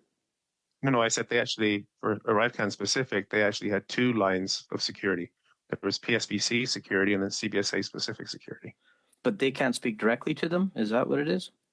No, they can speak directly to them. They cannot give a contract directly to them. They're not a qualified vendor. Okay, so if you look at earlier questions regarding the pay being determined, I just wanted to sort of get some clarity on that as well. So these 35 subcontractees, they can't say this is my price. They have to fall within a certain. They can 100%, as long as so you have the price of the crown, and whatever the price they actually ask for is typically what we give them. So they can be anything from zero to the ceiling price. That's where the negotiations happen, which is how margin is determined. There's no cutoff saying you must get paid this. It's they get what they ask for. If they want 1,000, if they want 1,100, if they want 1,200, and the bill rate is full. This is why there's a difference between industry standards of 15% to 30%. Okay, Mr. Chair, that's all the questions I have, but I do want to say that I'm looking forward to, reviewing these processes, and I'm looking forward to seeing the Commissioner of the Competition Bureau coming before us to see where we need to do things better, considering this has been going on since 2007. That's all I have for today. Thank you, Mr. Baines. I thank everyone for sticking with us a bit past time. Yes, I'll get you, Mr. Genuis. Mr. Firth, thanks as well. Just quickly before you leave, Mr. Firth, Mr. Genuis, sir. Thank you, Chair. And I think you can dismiss the witness, but having heard the totality of his testimony, I think it's important to raise a question of privilege regarding his non-responses. Thank you. Mr. Firth, we're going to dismiss you right now. Thank you for your time. I appreciate Thank you, Chair. Can you also ask the clerk to summarize for me what I'm sending back in, please? And I also asked that I would even be home by 5 o'clock, so could that be later on in the evening, please? Yes, I think we'll say 8 p.m. tonight, sir. Tomorrow morning? Oh, sure. I'll try. 8 p.m. is... I'd rather, if it's still possible, to get it to you tomorrow morning. That's possible. 9 a.m. tomorrow morning? Perfect. Okay, we'll do it for 9, and the clerk will send you an email with outlining what we're looking for. Before I get to you, Mr. Beck, thanks, Mr. Firth. We'll dismiss you. I see Mr. Backrack, but Mr. Genuis says Point of privilege, I think he's bringing up. Go ahead, sir. Thank you, Chair. Simply this, that Mr. Firth has refused to answer direct questions that have been put to him by the Chair on behalf of this committee. This witness has shown complete disregard for the prerogatives and responsibilities of parliamentary committees when it comes to getting answers for Canadians. Chair, I believe that this is a violation of the privileges of this committee and that this needs to be attended to ensure that all parliamentary committees can insist upon responses to direct questions that are asked. Chair, if you agree that this is an issue of privilege, then I will be prepared to move the appropriate motion. I've looked and I've chatted with the analysts, and I believe it is, sir. Okay, thank you, Chair. Then my motion is that the committee instruct the clerk and analyst to prepare a report to the House, which the Chair shall table forthwith, outlining the potential breach of privilege concerning Kristian Firth's refusal to answer those questions which the committee agreed to put to him, and his prevarication in answering others. Thank you. The clerk is just sending it out to everyone's P9 right now. I'm happy to suspend for about a minute till it gets out to everyone.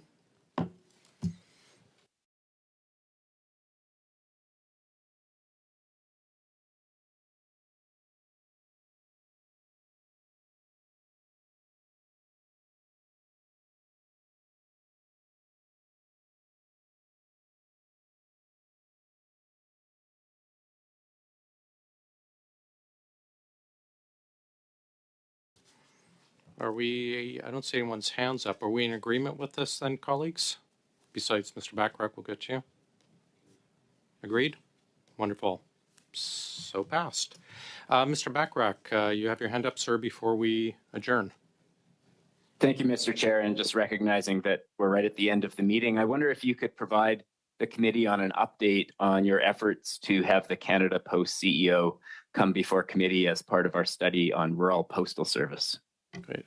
Thanks for bringing that up, Mr. Bachrach.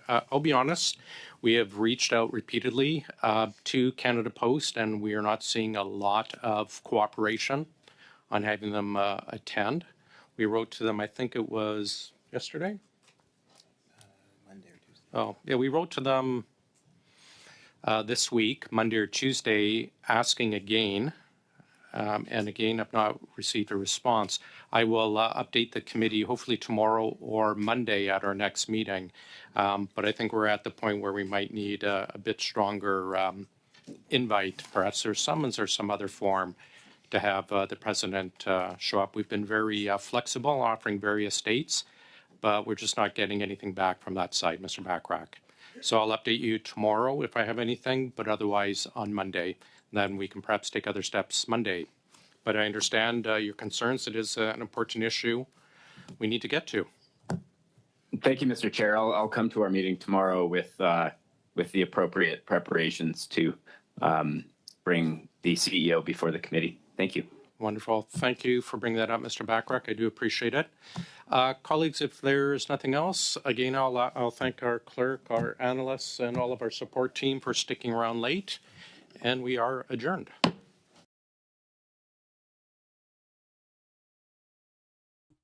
All right, everybody, I want to say thanks for joining. And don't forget to like, subscribe, and share the content on social media. Have a wonderful day, and we will see you tomorrow.